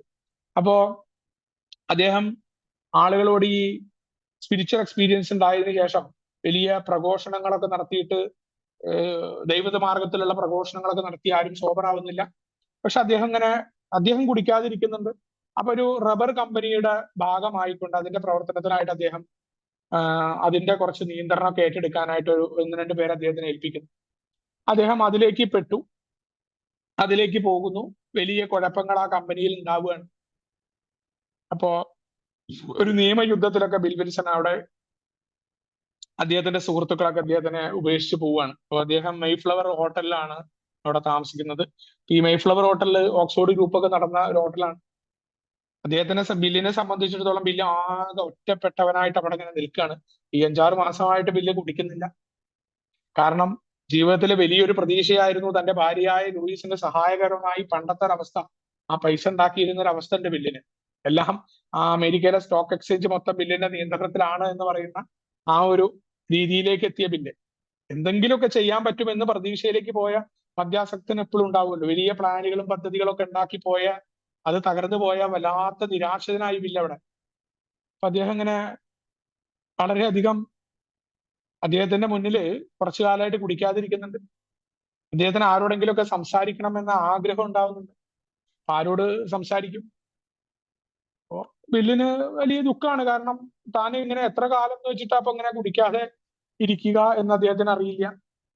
ആ മെയ്ഫ്ലവർ ഹോട്ടലിന്റെ ഇതിലൂടെ ഇങ്ങനെ നടക്കുന്ന സമയത്ത് അദ്ദേഹം പല രീതിയിൽ ഉള്ള ശ്രമങ്ങൾ നടത്തുമ്പോൾ അവിടെ രണ്ട് ഓപ്ഷനാണ് അദ്ദേഹത്തിന്റെ മുന്നിൽ ഉണ്ടായിരുന്നത്. അതെന്ന് പറഞ്ഞു കഴിഞ്ഞാൽ തൊട്ടപ്പുറത്ത് നമുക്കറിയാം ബാറുണ്ട്, അവിടങ്ങളിലൊക്കെ ബാറ് ഉണ്ട്. ആ ബാറിലേക്ക് പോകണമോ? അദ്ദേഹത്തിന്റെ മുന്നിൽ അതാണ്. കാരണം ജീവിതത്തിൽ വലിയ പ്രതിസന്ധിയിലെത്തി. എപ്പോഴും അങ്ങനെ ഉണ്ടായിട്ടില്ല. പലപ്പോഴും കുടിക്കാതിരിക്കുന്ന സമയത്ത് വല്ലാത്ത രീതിയിൽ ബില്ലിന് ഉണ്ടായിട്ടുണ്ട്. അപ്പൊ ആ സമയത്തൊക്കെ ബില്ല് കുടിച്ചിട്ടുണ്ട്. അപ്പൊ ബില്ല് എങ്ങനെയാണ് താൻ മുന്നോട്ട് പോവുക എന്നറിയാതെ വിഷമിച്ചുകൊണ്ടിരിക്കുമ്പോൾ അദ്ദേഹത്തിന് ഒരു ഡയറക്ടറി അവിടെ നിന്ന് കിട്ടുകയാണ്. ആ ഡയറക്ടറി അദ്ദേഹം പഠിച്ചു. അദ്ദേഹത്തിന് രണ്ട് ഓപ്ഷനാണുള്ളത്. ഒന്നില്ലെങ്കിൽ ആരെങ്കിലും ഒക്കെ വിളിക്കണം, അതല്ല എന്നുണ്ടെങ്കിൽ ബില്ലിന് ആ ബാറിലേക്ക് പോയി തന്റെ പഴയ ആ കുടി തുടരാം. അദ്ദേഹത്തിനെ സംബന്ധിച്ചിടത്തോളം കുടിച്ചു കഴിഞ്ഞാൽ എന്താ ഉണ്ടാവുക എന്ന് അദ്ദേഹത്തിന് അറിയാം. പക്ഷെ കുടിച്ചാലാണ് തനിക്കൊരു കൂട്ടുകാരനെ കണ്ടെത്താൻ പറ്റും. ഇപ്പൊ താൻ ആകെ ജീവിതത്തിൽ തകർന്നിരിക്കുകയാണ്. മദ്യാസക്തന്റെ രണ്ട് സ്വഭാവമുണ്ട്. കുടിക്കണോ വേണ്ടേ എന്ന് പറഞ്ഞ പലപ്പോഴും അതിൽ വിജയിക്കുക എന്താണ്? അതുകൊണ്ടാണ് ഈ കുടിക്കുന്നതിന് മുന്നേ ഒരാളെ വിളിക്കണം എന്ന് പറഞ്ഞാൽ പല ആൾക്കാരും കുടിച്ചിട്ടാ വിളിക്കുക. അതിന്റെ കാരണം മറ്റു ആഗ്രഹം അത്ര ശക്തമായി ആവാതിരിക്കുകയും കുടിക്കാനുള്ള ആഗ്രഹം അതിശക്തമായി നിന്ന് നമ്മൾ കുടിക്കുകയും ചെയ്യും. പക്ഷെ ബില്ലിന് അറിയായിരുന്നു. ബില്ലിന്റെ അവസാന അനുഭവങ്ങളൊക്കെ ബില്ലിനെ വളരെ കൃത്യമായിട്ട് ബോധ്യപ്പെടുത്തിയിട്ടുണ്ട്. ഇനി ഉണ്ടാകുന്ന ഒരു കുടി തന്റെ ഏകാന്തതയല്ല, തന്റെ എല്ലാ തരത്തിലും തന്നെ പുറത്തെറിയുമെന്ന് അദ്ദേഹത്തിന് അറിയാൻ പറ്റും. കുടിക്കാൻ പറ്റിയില്ല. ആ ഒരു പ്രത്യാശയോടുകൂടി ആ മദ്യം വേണ്ട എന്ന് വെച്ചു. 6 മാസമായിട്ട് കുടിക്കുന്നില്ല. അതില് 3 പെഗ് കുടിച്ചു കഴിഞ്ഞാൽ എന്താ ഉണ്ടാവുക എന്നുള്ള ബില്ലിന് അറിയാം. ആദ്യത്തെ പെഗ്ഗാണ് കുഴപ്പം എന്നുള്ള ബോധ്യം ഉണ്ടായി. ആ മരണം ഇനി കുടിക്കുക എന്ന് പറഞ്ഞാൽ മരണം തന്നെയാണ്. നശിച്ച അബോധാവസ്ഥയിൽ തനിക്ക് നീച്ചു നിൽക്കാൻ പറ്റാണ്ട് വീണ്ടും ആ വിറയലോടുകൂടി ഉണ്ടാവുക എന്നുള്ള തോന്നൽ വരുമ്പോൾ ആ ടെലിഫോൺ ഡയറക്ടർ എങ്ങോട്ട് പോകണം? തൊട്ടപ്പുറത്ത് തന്നെ ബാറുണ്ട്. ബാറിലെ അന്തരീക്ഷവും ആ മണി ചുവന്ന ലൈറ്റും എല്ലാം ബില്ലിന്റെ ഓർമ്മയിലേക്ക് വരുന്നു. ബില്ല് അവിടെ നിന്ന് നേരെ ആ ഫോൺ ഡയറക്ടറിയിലാണ് വിളിക്കുന്നത്. അവിടുന്ന് പലപ്പോഴും ആ രസകരമായിട്ട് ആ വൈദികന്റെ പേരൊക്കെ പറയാറുണ്ട്. ലൂയിസ് ഓർമ്മിക്കുന്നത് അതിനെ കുറിച്ചിട്ട് അദ്ദേഹത്തിന്റെ പേരിന്റെ ഒരു ഇതുണ്ട്. ഇപ്പൊ ഞാൻ മറന്നുപോയത്. വളരെ രസകരമായ ബില്ല് എപ്പോഴും അങ്ങനത്തെ രസകരമായ കാര്യങ്ങൾ കണ്ടെത്തുന്ന ഒരാളായിരുന്നു എന്നാ പറയുന്നത്. അപ്പൊ ആ വൈദികനെ വിളിക്കാൻ കാരണം ഈ ഓക്സ്ഫോർഡ് ഗ്രൂപ്പുമായിട്ടുള്ള ബില്ലിന്റെ ബന്ധമായിരിക്കും എന്നാ പറയുന്നത്. ആ വൈദികനാണ് ബില്ലിന് കുറച്ച് ആൾക്കാരുടെ നമ്പർ കൊടുക്കുന്നത്. ഞാൻ ന്യൂയോർക്കിൽ നിന്ന് വന്നതാണെന്നും എനിക്ക് മദ്യാസക്തരുമായിട്ട് സംസാരിക്കണം എന്ന് ബില്ല് പറയുമ്പോൾ അതിൽ കിട്ടിയ ഒരാൾ ത്രൂ പിന്നെയാണ് ഹെൻറിറ്റ സ്റ്റിബർലിങ്ങിന്റെ നമ്പറിലേക്ക് ബില്ല് എത്തിയുന്നത് എന്നുള്ളതാണ്. അപ്പോ ആ വൈദികനുമായിട്ടുള്ള കോള്, അതിൽ നിന്ന് തന്നെ ഹെൻറിറ്റ സ്റ്റിബർലിങ്ങിനെ ബില്ല് വന്ന കമ്പനിയുമായി ബന്ധപ്പെട്ടുകൊണ്ട് ബില്ലിനെ അവരെ വിളിക്കണമെന്നുള്ള സംശയമുണ്ട്. അതിൽ പെട്ട ഏതോ ഒരാളുടെ ഭാര്യയാണ് ഹെൻറിറ്റയെ കുറിച്ച് കരുതുന്നുണ്ട്. ഈ ഹെൻറിറ്റ സ്റ്റിബർലിംഗ് എന്ന് പറയുന്ന ലേഡി ഓക്സ്ഫോർഡ് ഗ്രൂപ്പുകാരിയാണ്. ഒരു ഭർത്താവ് ഉപേക്ഷിക്കപ്പെട്ട സ്ത്രീയാണ്. 3 കുട്ടികളുണ്ട് അവർക്ക്. അപ്പൊ അവരവിടെ ബില്ലിനെ സ്വീകരിക്കുന്നുണ്ട്, അവിടുന്ന് കാര്യങ്ങളൊക്കെ പറഞ്ഞുകൊണ്ട്. അപ്പൊ അവര് പറഞ്ഞു ഞാനൊരു മദ്യാസക്തയല്ല എന്ന് പറയാണ്. അപ്പോ എനിക്ക് അറിയുന്ന ഒരു മദ്യാസക്തനായിട്ടുള്ള ഒരാളുണ്ട്, അവിടേക്ക് ഞാൻ എത്താം. അയാൾ പല മാർഗങ്ങൾ സ്വീകരിച്ചിട്ട് അയാൾ ഒരു പേര് കേട്ട സർജനാണ്. അക്രോണിലുള്ള പേര് കേട്ട ഒരു സർജനാണ്. അയാളുടെ ഭാര്യ ആനിയൊക്കെ വളരെ നല്ല രീതിയിൽ ഓക്സ്ഫോർഡ് ഗ്രൂപ്പിൽ പ്രവർത്തിക്കുന്നുണ്ട്. പക്ഷെ അയാൾക്ക് പലപ്പോഴും ആത്മീയമായ കുറെ കാര്യങ്ങളൊക്കെ അയാൾക്ക് അറിയാം. പക്ഷെ അയാള് എന്തോ സോബർ ആവുന്നില്ല എന്ന്. അപ്പൊ അതുകൊണ്ട് തന്നെ അയാളിലേക്ക് നമുക്ക് കാണാന്ന് പറയുന്നത്. അങ്ങനെയാണ് നമ്മുടെ സഹസ്ഥാപകനായ ബോബിനെ ബില്ലിന് കണക്ഷൻ ചെയ്യാൻ പറ്റും. അപ്പൊ അങ്ങനെ ബോബിനെ കിട്ടിയ സമയത്ത് ബോബ് ആനിയോട് പറയുന്നത് തന്നെ ഞാനൊരു അരമണിക്കൂർ വേണമെങ്കിൽ ഇവനോട് സംസാരിക്കാന്നാണ്. ബോബിന് അത് കഴിഞ്ഞാൽ കുടിക്കാമെന്നാ ബോബിന്റെയും കാരണം ബോബിനെ സംബന്ധിച്ചിടത്തോളം അപ്പൊ അയാൾ എന്താ പറയാൻ പോണെന്ന് അറിയില്ല. കേൾക്കുന്ന ഒരാൾ വന്നിട്ടുണ്ട്. ബോബിന് തന്നെ സ്വയം അറിയാം, അയാളൊരു ഡോക്ടർ കൂടിയാണ്. മദ്യം തന്റെ ശരീരത്തിനും മറ്റു കാര്യങ്ങൾക്കും തന്റെ പ്രൊഫഷനും എല്ലാം പ്രശ്നമായിട്ടുണ്ടെന്നും തനിക്ക് കുഴപ്പമാണ് എന്ന ബോധ്യമുണ്ട്. ഓക്സ്ഫോർഡ് ഗ്രൂപ്പിന്റെ അടക്കം നിരവധി പരിപാടികളിൽ അയാൾ പങ്കെടുക്കുന്നുണ്ട്. പരിപാടികളിൽ അയാൾ പങ്കെടുത്തിട്ടുണ്ട്. അയാൾ തന്നെ പല ശ്രമങ്ങളും നടത്തിയിട്ടുണ്ട്. ആത്മീയമായ കാര്യങ്ങളെ കുറിച്ചും അയാൾക്ക് അറിയാം. തനിക്ക് രക്ഷപ്പെടാൻ പറ്റുന്നില്ല. അപ്പൊ ഒരാള് പറയുന്നു, ഏതോ ഒരു ഉപദേശകൻ അയാളെ കാണാൻ അരമണിക്കൂർ എന്ന് പറഞ്ഞുകൊണ്ട് അയാള് എന്ത് ചെയ്തു, കാണാനായി ശ്രമിച്ചു. അപ്പോ എല്ലാ തരത്തിലുള്ള മനഃശക്തി പ്രയോഗിച്ചിട്ട് ബോബിന് സാധിക്കാതിരുന്ന ഒരു കാര്യമാണ്. ആ അരമണിക്കൂർ സമയം വളരെ പ്രധാനപ്പെട്ട ഒരു സമയമാണ് കൊടുക്കുന്നത്. അവിടെ ഹെൻറിറ്റയുടെ വീട്ടിലേക്ക് അവര് കടന്നു വരുമ്പോ അവിടെ ഇരുന്നു കൊണ്ട് അരമണിക്കൂർ എന്നുള്ളത് മണിക്കൂറുകൾ ബിൽവിൻസനും ബോബും തമ്മിൽ സംസാരിക്കുന്നുണ്ട്. അവിടെയാണ് ഒരു മദ്യാസക്തൻ വേറൊരു മദ്യാസക്തനോട് സംസാരിക്കുന്നതിന്റെ നമ്മുടെ കൂട്ടായ്മയുടെ ഏറ്റവും ആദ്യത്തെ ആ ഒരു കാര്യമായിരുന്നു. അതിന്റെ ഒരു രസതന്ത്രം അവിടെയാണ് കടന്നു വന്നത്. നമ്മൾ ആലോചിക്കണം, വളരെ പ്രശസ്തനായ ഒരു സർജൻ, വൈദ്യശാസ്ത്രത്തെക്കുറിച്ച് കൃത്യമായ കാര്യങ്ങൾ അറിയാം. അതുവരെ ബിൽ വിൽസൺ പ്രവർത്തിച്ചിരുന്നത് മറ്റുള്ള ആൾക്കാരോട് ഉപദേശങ്ങൾ കൊടുത്ത് ദൈവത്തിന്റെ കാര്യം പറഞ്ഞുകൊണ്ടായിരുന്നു ബില്ല് പ്രവർത്തിച്ചിരുന്നത്. അത് നടന്നിട്ടില്ല. ചിലക്കുപുറത്ത് പറഞ്ഞ ഒരു ഉപദേശം ബില്ലിന്റെ ഓർമ്മയിലുണ്ട്. നീ അവരോട് മദ്യാസക്ത രോഗത്തെക്കുറിച്ച് പറ. ശാരീരികമായ അലർജി ഉണ്ടാക്കുന്നുണ്ട് മദ്യം. അത് മാനസികമായ വിധേയത്വം ഉണ്ടാക്കുന്നുണ്ട്. പിന്നെ കഴിച്ചു കഴിഞ്ഞാൽ ഈ അലർജി വീണ്ടും വീണ്ടും മദ്യം വേണമെന്ന ആ ഒരു അലർജി രോഗമാണ് മദ്യാസക്തി. അതൊരിക്കലും മദ്യാസക്തൻ ആദ്യത്തെ പെഗിലൂടെയാണ് സംഭവിക്കുന്നത്. അവസാനത്തെ പെഗല്ല കുഴപ്പം. അതിന്റെ ശാസ്ത്രം പറ, വൈദ്യശാസ്ത്രത്തെ കുറിച്ച് പറയാന്ന്, എന്നിട്ട് നിന്റെ കാര്യങ്ങൾ കൊടുക്കുന്ന ബില്ലിനോട് ഒരു ഉപദേശം കൊടുത്തിട്ടുണ്ട്. അപ്പോ വളരെ ശ്രദ്ധയോടുകൂടിയാണ് ബില്ല് നീങ്ങിയത്. ബില്ലിനെ സംബന്ധിച്ചിടത്തോളം ജീവൻ മരണ പോരാട്ടമാണ്. 6 മാസം കുടിക്കാതിരിക്കുന്ന സമയത്ത് ബില്ലിനേക്കാൾ മുതിർന്ന ഒരു മനുഷ്യൻ, 10-15 വയസ്സ് കൂടുതലുള്ള ഒരാൾ, വർഷങ്ങളുടെ അനുഭവ പരിചയം ഉള്ള ആള്, വൈദ്യശാസ്ത്ര രംഗത്തെ അനുഭവമുള്ള, ബില്ലിനേക്കാൾ നന്നായി ആത്മീയ കാര്യങ്ങളിൽ പ്രവർത്തിച്ചിരുന്ന, കുടുംബപരമായി പാരമ്പര്യം ഉണ്ടായിരുന്ന ഒരാളായിരുന്നു ഡോക്ടർ ബോബ്. അവിടെയാണ് ബിൽ വിൽസൺ ബോബുമായിട്ട് തന്റെ അനുഭവങ്ങൾ ആദ്യം പങ്കുവെക്കുകയാണ്. താൻ എങ്ങനെയുള്ളവനായിരുന്നു, എന്ത് സംഭവിച്ചു. ഒരിക്കലും ബോബിനോട് ഉപദേശങ്ങൾ കൊടുക്കാനോ ബോബിനെ മാറ്റി തീർക്കാനോ അല്ല. പരിചയപ്പെട്ടപ്പോൾ തന്നെ ബില്ല് തന്റെ ജീവിതത്തിൽ ഉണ്ടായ സംഭവങ്ങൾ പറഞ്ഞു. അതുകൊണ്ടാണ് വളരെ പെട്ടെന്ന് തന്നെ ബോബിനെ പോലെ ഒരാളെ മണിക്കൂറുകളോളം ഇരുത്താനായിട്ട് ബിൽ വിൽസന് സാധിച്ചത്. മാത്രമല്ല, ബോബ് പറഞ്ഞ പ്രധാനപ്പെട്ട വാക്കുകൾ, ബോബിന്റെ വാക്കുകൾ ഇങ്ങനെയായിരുന്നു: അയാൾ പറഞ്ഞത് അയാളുടെ കഥയാണ്, പക്ഷെ അത് എന്റെ കൂടി കഥയായിരുന്നു എന്നാണ്. അതായിരിക്കണം ഒരു സന്ദേശം കൊടുക്കേണ്ടത് എന്നുള്ള കൃത്യമായ കാഴ്ചപ്പാട് നമുക്ക് തന്ന ഭാഗമാണ്. അവിടെ മറ്റുള്ള ആളുകളോട് കൂടി താൻ എത്ര തരത്തിൽ ബുദ്ധിമുട്ടുണ്ടാക്കിയിട്ടുണ്ട് എന്നുള്ള, അപ്പോഴൊക്കെ ബോബിനെ സംബന്ധിച്ചിടത്തോളം മറ്റുള്ള ആൾക്കാരോട് എങ്ങനെയാ താൻ ഒരു അമിത മദ്യാസക്തന, ബോബിന്റെ വിചാരം ആരും അറിയുന്നില്ല എന്നതായിരുന്നു. ആ രീതിയിൽ അദ്ദേഹം പിന്നീടും കുറച്ചു ദിവസം കുടിച്ച് ബോബ് പെട്ടെന്ന് ബില്ല് അവിടെ താമസിക്കുന്നുണ്ട്. ബില്ല് പിന്നെ ഒരു ദിവസം വിളിച്ചുകൊണ്ട് തന്നെ ബോബ് പിന്നീട് ഒരു അമേരിക്കയിലെ മെഡിക്കൽ അസോസിയേഷന്റെ പരിപാടി പങ്കെടുത്ത് വരുമ്പോൾ അദ്ദേഹത്തെ അവന്റെ അവസാനത്തെ കുടി, അതിന് പിറ്റേ ദിവസം അദ്ദേഹം ഒരു ഓപ്പറേഷൻ ചെയ്തതോടുകൂടി കുടി നിർത്തുകയും ആ ടൗണിലുള്ള ആളുകളുമായിട്ട് മാപ്പ് പറഞ്ഞുകൊണ്ട് താൻ ചെയ്ത ഉപദ്രവങ്ങൾക്കും താൻ കുടിച്ചിരുന്നു, പലപ്പോഴും അവർക്കൊക്കെ മനസ്സിലായി എന്ന് ബോബ് അറിഞ്ഞത് ആ സമയത്തായിരുന്നു എന്ന് പറയുന്നുണ്ട്. അതോടുകൂടിയാണ് ജൂൺ 10 നമ്മുടെ കൂട്ടായ്മ ഉണ്ടാക്കിയതായത് പറയപ്പെടുന്നത്. ആ രണ്ടുപേരിലൂടെയാണ് നമ്മുടെ കൂട്ടായ്മ. ഒരു മദ്യാസക്തനോട് പറഞ്ഞാൽ ഇവിടെ രണ്ട് ഗുണം ഉണ്ടായത്: ബില്ലിന് കുടിക്കാതിരിക്കാൻ സാധിക്കുന്നു, 6 മാസത്തെ തന്റെ സോബർത്തിയെ കാത്തു സൂക്ഷിക്കാൻ പറ്റി. അതോടുകൂടി ഒരു പുതിയ ഒരാൾക്ക് ജീവിതത്തിലേക്ക് വെളിച്ചമായി. അപ്പൊ അങ്ങോട്ടും ഇങ്ങോട്ടും സഹായകരമാകുകയാണ് ഒരു അനുഭവങ്ങളെ കൊണ്ട്. മറ്റൊരാളോട് തനിക്കുണ്ടായ കാര്യങ്ങൾ പറയുമ്പോൾ വലിയ ഒരാശയമായിരുന്നു അത്. ഈ രണ്ട് സുഹൃത്തുക്കൾക്കും വലിയ പ്രശ്നങ്ങളൊക്കെ ഉണ്ടായി. കാരണം തങ്ങൾ ഇനി ഇങ്ങനെ മുന്നോട്ട് പോയാൽ പോരാ, ഇനിയും ആളുകളിലേക്ക് എത്തിക്കേണ്ടതുണ്ട് എന്ന് മനസ്സിലാക്കി. അപ്പൊ അവിടെ പരിചയം ഉണ്ടായിരുന്ന അക്രൗണ്ടിലെ ഒരു നഴ്സിനെ ബോബ് വിളിച്ചു. ഏതെങ്കിലും ഒരു മദ്യാസക്തനെ തനിക്ക് ആവശ്യമാണെന്ന് പറഞ്ഞു. അപ്പൊ അവിടെ ഒരു കുടിയനായിട്ടുള്ള ഒരാൾ വന്നിട്ടുണ്ട്. അവര് നഴ്സിനെ കടിച്ചിട്ടുണ്ട്, തലയ്ക്ക് യാതൊരു വെളിവുമില്ല എന്നൊക്കെ പറഞ്ഞു. അവരെ സംബന്ധിച്ചിടത്തോളം നമ്മുടെ മൂന്നാമനായ ബിൽറ്റി എന്ന് പറയുന്ന കൗൺസിലറാണ് അദ്ദേഹം, അതേപോലെ വക്കീലാണ്. അദ്ദേഹത്തിനെ സംബന്ധിച്ചിടത്തോളം ആരാണ് പിറ്റേ ദിവസം ബോധം വന്നപ്പോ തന്നെ സ്വകാര്യ മുറിയിലാക്കി, താൻ വാർഡിലാ കിടക്കാറും, തന്റെ അവസ്ഥ അയാൾക്ക് തന്നെ അറിയാം. അവിടെയാണ് രണ്ടുപേര് വന്നിട്ടുണ്ട്. അമിത മദ്യാസക്തി എന്ന രോഗത്തിന് നിങ്ങൾക്കൊരു ചികിത്സ നൽകുകയാണെന്ന് അതിലൊരാൾ പറയാണ്. അയാളുടെ ആ പറഞ്ഞപ്പോ ഒരു പ്രതീക്ഷയാണ്, അതുകൊണ്ടൊന്നും വലിയ ബലമൊന്നുമില്ല, നിങ്ങൾ വലിയ കളിയൊന്നും കളിക്കണ്ടെന്ന് അയാൾ പറഞ്ഞു. എന്നെ രക്ഷപ്പെടുത്താനൊന്നും ആവില്ല, ഞാന് ഒരു പോയ കേസാ എന്ന് ബിൽഡി പറയുന്നുണ്ട്.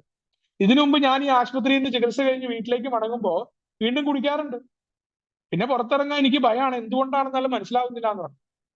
അപ്പോ ആ ഒരു മണിക്കൂർ ഈ രണ്ടുപേരും, ബില്ലും ബോബും കൂടി ബില്ലിയോട് തങ്ങളുടെ അനുഭവങ്ങൾ പറയുന്നു. ഞങ്ങളും അങ്ങനെയാണ് എന്ന്. ആ അനുഭവങ്ങളിലൂടെയൊക്കെ തന്നെ അയാൾക്ക് മനസ്സിലായി, ഞാനും അങ്ങനെയാണ്, ഇവരെ പോലെ തന്നെയാണ്, എന്റെ അനുഭവങ്ങളാണ് ഇവരും പറയുന്നത്.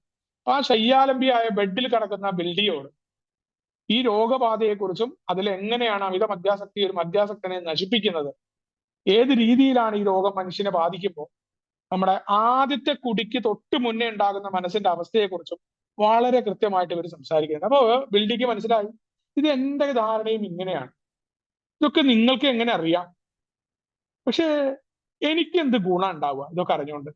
ഞാൻ ജീവിതത്തിൽ എന്തൊക്കെയോ ആയി തീർന്നവനാണ്. പണ്ടൊരിക്കല് പല രീതിയിലായിരുന്നു ഞാൻ, ഇപ്പൊ ഞാൻ അതൊന്നും അല്ല. എനിക്ക് ഒരിക്കലും കുടി നിർത്താനായിട്ട് പറ്റില്ല എന്ന് അദ്ദേഹം പറയും. എനിക്ക് പണ്ടത്തേക്കാൾ നന്നായിട്ട് അറിയാം. അപ്പോ നമ്മുടെ ബില്ലും ബോബും അത് കേട്ട് പൊട്ടിച്ചിരിക്കുക ചെയ്തത്. അപ്പൊ അയാൾ പറഞ്ഞു, നിങ്ങൾ ചിരിക്കൊന്നും വേണ്ട. അപ്പോ ആ എയുടെ സ്ഥാപകനായ ബിൽഡി അങ്ങനെയൊക്കെ പറഞ്ഞുകൊണ്ടിരുന്ന അദ്ദേഹത്തിന്റെ ഡിനയിൽ കൊണ്ട്, പക്ഷെ അദ്ദേഹം വീണ്ടും വരുന്നു. ആ ആത്മീയമായ അനുഭവങ്ങളെ കുറിച്ച് അദ്ദേഹത്തിനോട് പറയുന്നു. പിറ്റേ ദിവസം വീണ്ടും അയാൾക്ക് മനസ്സിലാകുന്ന തരത്തിൽ വീണ്ടും അയാളോട് കാര്യങ്ങൾ പറയുമ്പോൾ അയാൾ തന്നെ സ്വയം ചിന്തിച്ച് ബോധ്യം വന്നത് ദൈവത്തിന് എന്ത് ചെയ്യാൻ കഴിയും എന്ന് പറഞ്ഞുകൊണ്ട്, ഒറ്റയ്ക്ക് എന്തായാലും പറ്റില്ല, ദൈവം എന്നെ സഹായിക്കില്ല, നിങ്ങളുടെ കൂടെ ചേർന്നാൽ സഹായിക്കും എന്ന് പറഞ്ഞുകൊണ്ട് ആ അഭിഭാഷകൻ തന്റെ ജീവിതം സൃഷ്ടാവിന്റെ പരിരക്ഷയ്ക്കും മാർഗദർശനത്തിനുമായി നൽകി എന്നാ പറയും. അയാള് തന്നെ ദൈവം ഇഷ്ടം പോലെ എന്തും ചെയ്യുന്നതിന് താൻ തയ്യാറായി. തനിക്ക് ഒറ്റയ്ക്ക് സാധ്യമല്ല, ഇവരെ കൂടി ചേർത്തില്ല. അതുവരെ ദൈവത്തെ പോലും ബിൽഡി ഉൾക്കൊള്ളാൻ തയ്യാറായിരുന്നില്ല. അദ്ദേഹത്തിന്റെ ഭാര്യ എത്തി, അവർക്കും തീരെ പ്രതീക്ഷയില്ലായിരുന്നു. പക്ഷേ തന്റെ ഭർത്താവിൽ എന്തോ വ്യത്യസ്തമായ എന്തോ ഒന്ന് അവർക്ക് കാണാൻ കഴിഞ്ഞതാണ്. അയാള് സ്വതന്ത്ര മനുഷ്യനായിട്ട് ആശുപത്രിയിൽ നിന്ന് പുറത്തിറങ്ങി എന്ന് അറിയണം. അയാള് രാഷ്ട്രീയ പാർട്ടിയുടെ അല്ലെങ്കിൽ ആ നഗരത്തിലെ പ്രധാനപ്പെട്ട ആളായി. അദ്ദേഹം മരണം വരെ പിന്നീട് കുടിച്ചിട്ടില്ല. തെരഞ്ഞെടുപ്പിൽ പരാജയപ്പെടുന്നതൊക്കെ പറയുന്നുണ്ട്. പിന്നീട് ബിൽഡിംഗ് കുടിക്കാതിരിക്കുന്നു. അത് 1935 ജൂൺ മാസത്തിലാണ്. പിന്നീട് അദ്ദേഹം കുടിച്ചിട്ടില്ല. വളരെ ബഹുമാനപ്പെട്ടവും മറ്റു മദ്യാസക്തരെ രോഗവിമുക്തിക്ക് സഹായിക്കുന്നവനായി മാറി. അപ്പൊ രോഗത്തിന്റെ പരിഹാരം രണ്ടുപേര് കണ്ടെത്തിയത് മൂന്നാമനായ ഒരാൾക്ക് കൊടുത്തു. ഈ താൻ അകന്നു നിന്ന പള്ളിയിലെ ഭാഗമായിട്ട് ഇയാൾ. അപ്പൊ സമൂഹത്തിൽ എവിടെയാണോ തന്നെ തിരസ്കരിച്ചത് അവിടേക്ക് ഒരിക്കലും വരാൻ പറ്റില്ല എന്ന് പറഞ്ഞ മനുഷ്യനെ പോലും തിരിച്ചു വരാൻ സഹായിക്കുന്നു. അയാൾ അത്തരത്തിൽ പുതിയ ആൾക്കാരെ കണ്ടെത്തുന്നു. ആ രീതിയിൽ നമ്മുടെ കൂട്ടായ്മ വളരെയാണ്. അപ്പോ ഈ രീതിയിൽ അമിത മദ്യപാന രോഗികൾ അവിടെ നിരവധി പേരുണ്ട്. അവർക്ക് ഏതൊക്കെ രീതിയിലേക്ക് നമുക്ക് സന്ദേശം കൊടുക്കാൻ പറ്റുമെന്നായിരുന്നു നമ്മുടെ കൂട്ടായ്മയിലേക്ക് വന്ന ആളുകൾ ചിന്തിച്ചത്. പിന്നീട് കടന്നു വന്ന എർണിജി എന്ന് പറയുന്ന ആ ഒരാള്, പിന്നീട് അദ്ദേഹം ബോബിന്റെ മോളെയൊക്കെ കല്യാണം കഴിച്ചു. അദ്ദേഹത്തിന് ഈ പറഞ്ഞ ചെറുപ്പക്കാരനായ 30 വയസ്സുള്ള ഒരാളായിരുന്നു. നമ്മുടെ 7th month സ്ലിപ്പ് എന്നൊക്കെ പറഞ്ഞിട്ട് ബിഗ് ബുക്കിൽ അദ്ദേഹത്തിന്റെ കഥയുണ്ട്. വ്യക്തികഥകളിൽ അദ്ദേഹം വീണ്ടും റിലാപ്സ് ഒക്കെ സംഭവിച്ച, റിലാപ്സുകളുടെ രാജകുമാരനായിരുന്ന ഒരു മനുഷ്യനായിരുന്നു. അപ്പൊ ആ ഒരു 4 പേര് വീണ്ടും ഒരാളിലേക്ക് സന്ദേശം കൊടുക്കുന്നു. അതിൽ നമ്മുടെ എഡ്ഡി ആറിനെ പോലുള്ള ആള് വന്നിട്ട് പിന്നീടാണ് വരുന്നത്. കുറെ വർഷങ്ങൾക്ക് ശേഷം എഡ്ഡിയൊക്കെ തിരിച്ചു വരുന്നുണ്ട്. ബോബിന്റെ വീട്ടിൽ താമസിക്കുകയും വലിയ രീതിയിൽ ബോബിനൊക്കെ കുഴപ്പങ്ങൾ ഉണ്ടാക്കി ഇറങ്ങിപ്പോവുകയും ചെയ്ത ആളാണ് എഡ്ഡി. പക്ഷെ അയാൾ പിന്നീട് നമ്മുടെ കൂട്ടായ്മയിലേക്ക് കടന്നു വന്നു. അപ്പൊ അങ്ങനെ ഒരാളിൽ നിന്ന് ഒരാളിലേക്ക് പറഞ്ഞു വന്ന ഒരു കൂട്ടായ്മ. അവിടെ തന്നെ നമ്മൾ കൃത്യമായിട്ട് എങ്ങനെയാണ് നമ്മൾ മറ്റു മനുഷ്യരിലേക്ക് സന്ദേശം കൊടുക്കേണ്ടത് എന്നുള്ളത് നമ്മൾ അറിയാണ്. അവിടെ വളരെ കൃത്യമായിട്ട് നമ്മൾ അതിൽ നിന്ന് നിരവധി പേരിലേക്ക് ഈ സന്ദേശം വരുന്നു. തിരിച്ച് ബില്ല് ന്യൂയോർക്കിലേക്ക് വരുമ്പോൾ അവിടെയും ബില്ല് വീണ്ടും ഇതേ പ്രവർത്തനം ആരംഭിക്കുന്നു. ഒന്നിൽ നിന്ന് ഒരാളായിട്ട് നമ്മുടെ ഫിറ്റ്സ് മയോ വരുന്നുണ്ട്, നമ്മുടെ ഹാങ് പി കടന്നു വരുന്നുണ്ട്. അപ്പൊ നിരവധി പഴമക്കാരായ അന്നത്തെ മെമ്പേഴ്സ്, അവരുടെ എല്ലാം ഇതോടുകൂടിയാണ് നമ്മുടെ ഹാങ് പിയുടെ വലിയൊക്കെ സംഭാവന ഈ ബുക്ക് ഇറങ്ങുന്ന കാര്യത്തിൽ ഉണ്ടായിട്ടുണ്ട്. അപ്പൊ ആ പഴമക്കാരൊക്കെ അന്ന് അവിടെ നിൽപ്പുണ്ട്. മറ്റു മദ്യാസക്തരെ സഹായിച്ചുകൊണ്ടാണ് അവർ വളരെ പതുക്കെയാണ് നമ്മൾ 40 പേരും 100 പേരൊക്കെ ആയിട്ട് വളർന്നത്. പക്ഷെ പിന്നീടുള്ള വളർച്ചയൊക്കെ കാലഘട്ടത്തിൽ പരിണാമപരമായി എവല്യൂട്ട് ചെയ്തു വന്നതാണ് നമ്മുടെ ഫെലോഷിപ്പ്. ഒരു ഭാഗത്ത് നിന്നതല്ല നമ്മൾ. ഇതിന്റെ ഇതാണ് എങ്ങനെയാണ് ആ കൂട്ടായ്മ വളർന്നത്. ഒന്നിൽ നിന്ന് മറ്റുള്ളവരിലേക്ക് ഓരോ മനുഷ്യനും തനിക്ക് കിട്ടിയ സുബോധം നിലനിൽക്കണം എന്നുണ്ടെങ്കിൽ താൻ ഒറ്റയ്ക്ക് നിന്നാ പോരാ, മറ്റുള്ളവർക്ക് സഹായകരമായി വർത്തിക്കണം എന്ന ബോധ്യത്തെ പകർന്നു കൊടുത്തപ്പോഴാ കൂട്ടായ്മ വളർന്നത്. അവരുടെ കാര്യം നോക്കിയിട്ട് കുടിക്കാതിരുന്നത് കൊണ്ടല്ല നമുക്ക് ഈ ഫെലോഷിപ്പ് ഉണ്ടായത്. അതിനോട് പറയാണ് പ്രശ്നങ്ങളോടുള്ള നമ്മുടെ 166-ാമത്തെ പേജില് പ്രശ്നങ്ങളോടുള്ള പ്രായോഗികമായ സമീപനം. നമ്മുടെ കാതിൽ എങ്ങനെയാണ് പ്രശ്നങ്ങളോടുള്ള പ്രായോഗികമായ സമീപനം നമ്മൾ എടുത്തു. യാതൊരു തരത്തിലുള്ള അസഹിഷ്ണുതയും ഇല്ലായ്മ. നമ്മുടെ കൂട്ടായ്മ വളരണമെന്നുണ്ടെങ്കിൽ പല രീതിയിൽ ഒരു തരത്തിലും യോജിക്കില്ല എന്ന് പറഞ്ഞ ആൾക്കാരാണ് മദ്യാസക്തര്. നമുക്കറിയാം, ഏകദേശം സഹോദരങ്ങളെ എന്ന് പറഞ്ഞാൽ തന്നെ നമ്മൾ തമ്മിലുള്ള വിയോജിപ്പുകൾ കൂടുതലാണ്.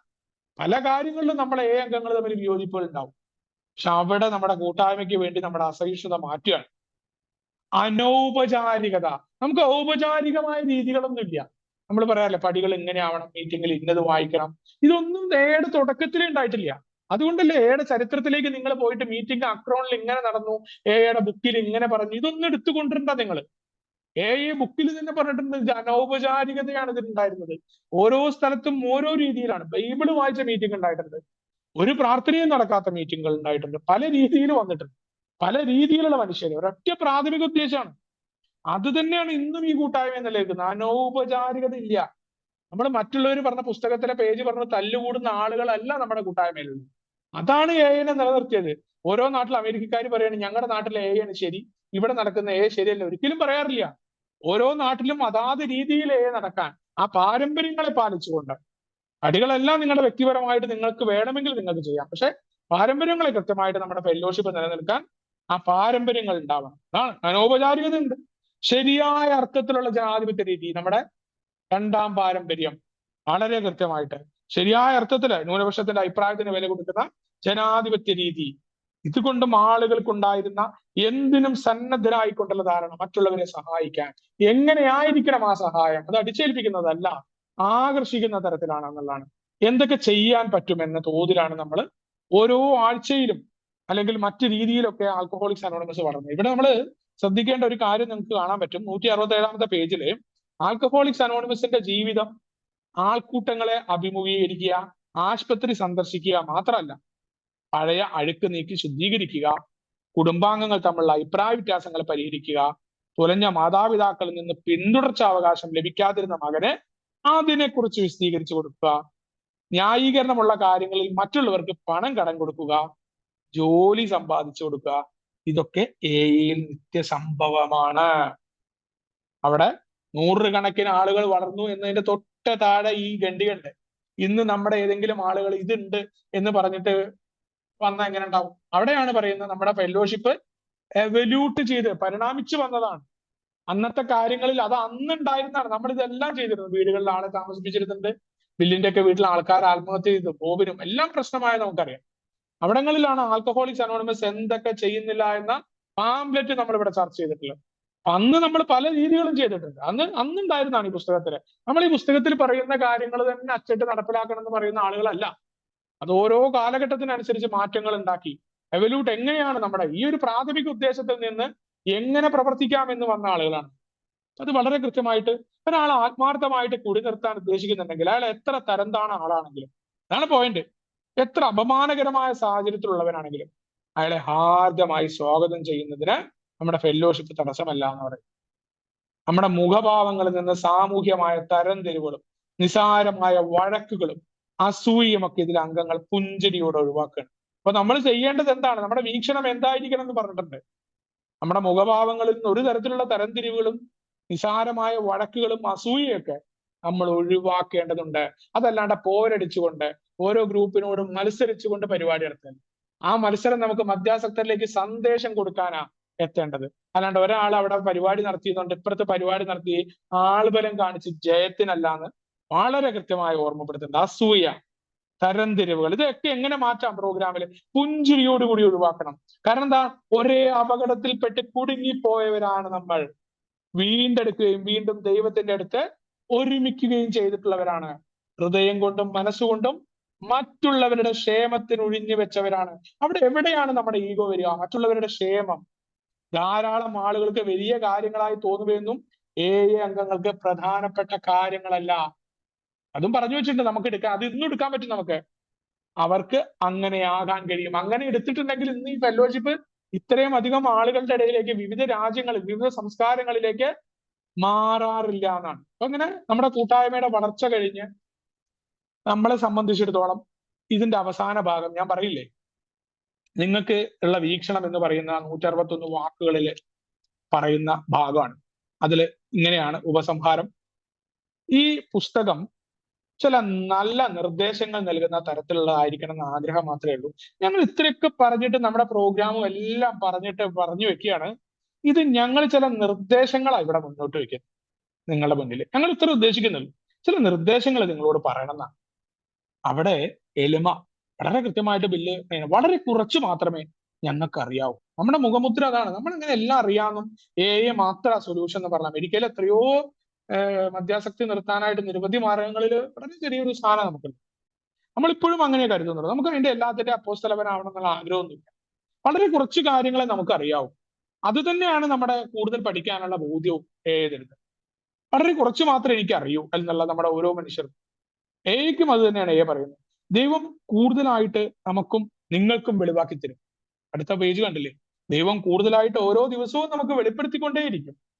ഇപ്പോഴും രോഗിയായി കഴിയുന്ന ഒരാൾക്ക് വേണ്ടി നിങ്ങൾക്ക് എന്ത് ചെയ്യാൻ കഴിയുമെന്ന് പ്രഭാതത്തിലുള്ള ഓരോ പ്രാർത്ഥനാ വേളയിലും നിങ്ങൾ ദൈവത്തോട് ചോദിക്കുക. നമ്മുടെ രാവിലെ ഉണ്ടാകുന്ന ഓരോ പ്രാർത്ഥനാ വേളയിലും നമ്മുടെ ദൈവം എന്ന സങ്കല്പം തന്നെ എന്തിനാണ്?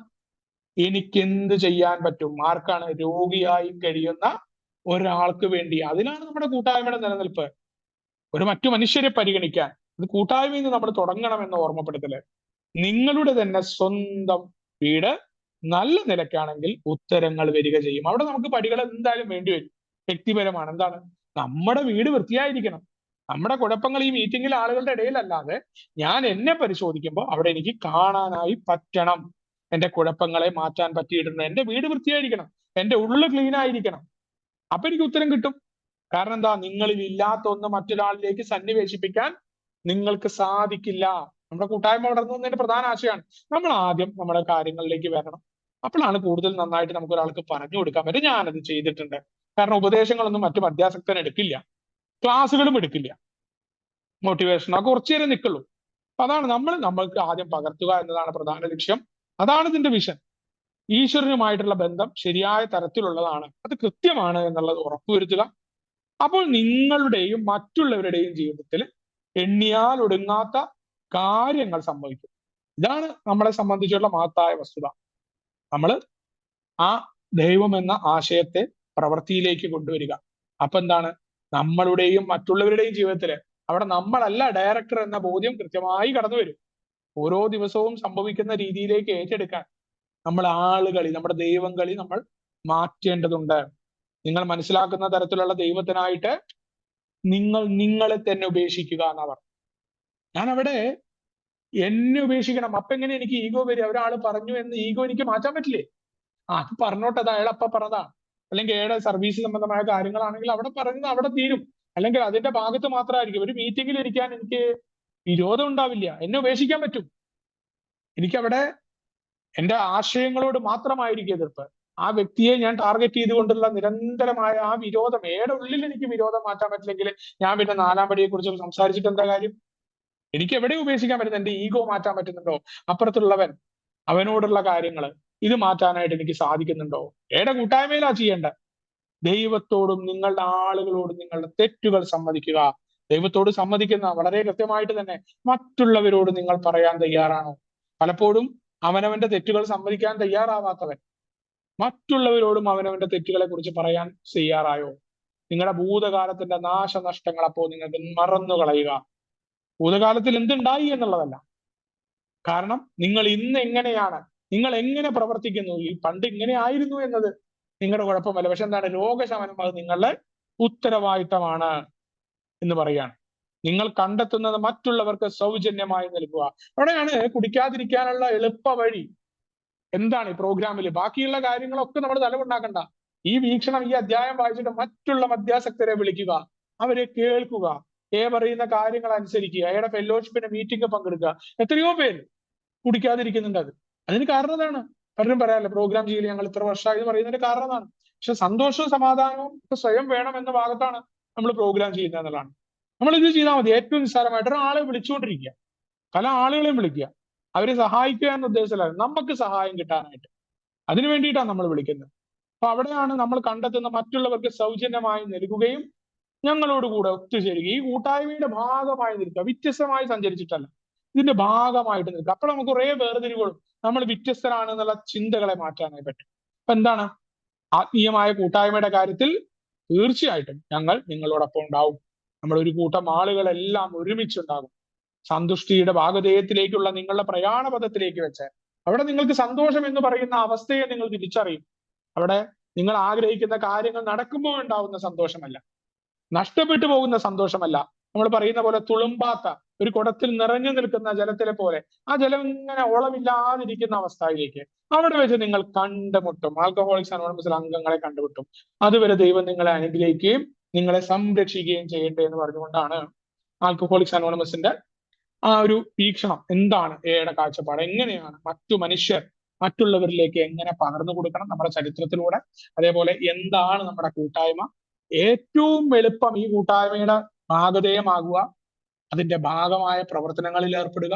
കുടിക്കാതിരിക്കാനായിട്ട് ഏറ്റവും നല്ല വഴി ഇതിന്റെ ഒരു ഭാഗമാണ് എന്ന തോന്നൽ നമ്മൾ വളർത്തിയെടുത്താൽ തീർച്ചയായിട്ടും നമുക്കൊരു വഴിയുണ്ട്. നമ്മളും ഒപ്പം തന്നെ നമ്മളിലൂടെ കൂട്ടായ്മയും വളർന്നു വരുന്നത് കാണാൻ പറ്റുമെന്ന വളരെ കൃത്യമായ രീതിയിലുള്ള സന്ദേശമാണ് ഈ ഒരു നിങ്ങൾക്ക് വേണ്ടി വീക്ഷണം എന്ന അധ്യായം എനിക്ക് ഉണ്ടാക്കിയത്.